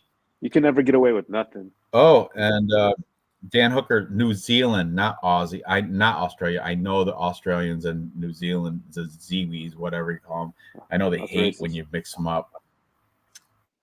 That's my apologies for those Yep, they New have different Zealanders. accents and everything. See, Urseg and Kaikar France are both New Zealanders, right? Tai Tuivasa, Jarzino, That's a good one. Jingliang Li, the Asian leech, taking on Carlos Prates, Another good one. Junior Tafa, Volta Walker. Dude, how do you That's cap that one? horrible Have fun fight. doing that, capping that one, That's breaking down that fight. I know Junior Tafa should be light heavyweight. Dude didn't even For real, show up he his should last be. fight. That was the worst. Josh I don't even remember who he Kulibau, fought. Ricardo Ramos. Oh, that's a good fight. Good fight right there. That might be fight of the night. That's a great fight. Casey O'Neill, Luana Santos. I gotta go with Casey O'Neill, I think, just off the top of my head, but I'm gonna look into it. Jack Jenkins, Herbert Burns. That's a messy fight too. Oh, Jenkins all the way. Because Herbert Burns, remember when his brother had to carry him out because That's crazy, his bro. cardio, he couldn't go back. Oh, that was can't so unsee embarrassing. I try to erase my memory. He's like he's carrying him over the threshold. Yeah, it was so bad. I'm not racist, but I do have them all ranked in pros, kind of strength, weaknesses, Excel sheet. Very good. Bring back the apartheid. No, I mean, everybody's entitled to their opinions. Okay. Alberg sucks. Yeah, I think he's a little overrated because he looks so pretty. He's so handsome. Slipped in the shower and skinned his vagina. Ooh. Okay. So He's and then okay, out for a while. continue with this. We got Tom Nolan. He's the home team. Alex Reyes. Oh, I'm gonna take Tom Nolan. Kanan Song, Ricky Glenn. What? That's definitely a good prelimer. And the Can't break that. curtain jerker for this is Stuart Nicole and Jesus Aguilar. I don't even know this Stuart guy, but Jesus Aguilar, I do know him and I kind of like him. So I don't know. That's a just quick sneak peek at what we're going to cover next Friday. It'll be good and better than tonight's show of 10 fights where I picked all the favorites. With the exception, I think I am going to bet Varentinov and bet Kwang Lee, just for the sake of betting the big plus money underdogs that really could win. My defense for Varentinov, he's only lost to Michael Morales 16-0 since 2014. That's his only loss. So that's why I think people are over. I mean, Danny Barlow's good, but I think they're underestimating Varentinov, and that's where I'm going to capitalize on that. And Kwang Lee, he's undefeated, training out of Minnesota. Chris Gutierrez, sure, he's good and all that, but Kwang Lee, there's nothing bad. You can't say anything bad except for and LFA, he hasn't. It's not like he's fought garbage cans. He's fought some decent quality fighters over in LFA. But nonetheless, tomorrow's card is a card where I'll enjoy the fights. I'll watch them. And you're not? Not the beginning. Fucking, I gotta go. Me and the fiance. Well, you're on vacation. You got things to do. Yeah, I got nothing to do. And these Monterey. starts 4 p.m. Have you heard of Monterey, California? That's where I'm going. That's where Clint Eastwood lives. I like the cheese. Yeah, okay. I'll enjoy it for you tomorrow. I'm messing with you. I'm still live and streaming. All right. Are you doing the beer? I'll come over. I'll come over to your show. I'm gonna come over to his channel because I don't got shit to do. I'm over here. Me too. I think I'm gonna too. On an island. Okay. Kwang Lee's only path to victory is the Vietnam poop trap. Hey, whatever works. Hey, Kwang Lee, with that pick right there. Okay, how about the people who do DraftKings? You guys know what I'm talking about. Wasn't it crazy how you have Chris Gutierrez at 7,000?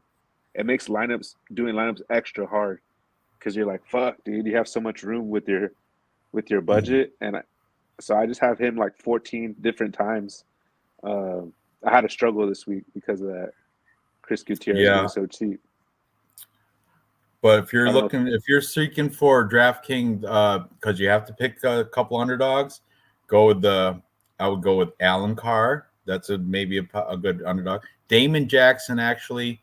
I mean, Damon Jackson still might win, but I like Shepe Mariscal's cardio, and he's a dog. He's not going to give up on anything. So, dude, whenever I do DraftKings, go ahead. You want to kill the show? I'll see you tomorrow. Then I appreciate you, man.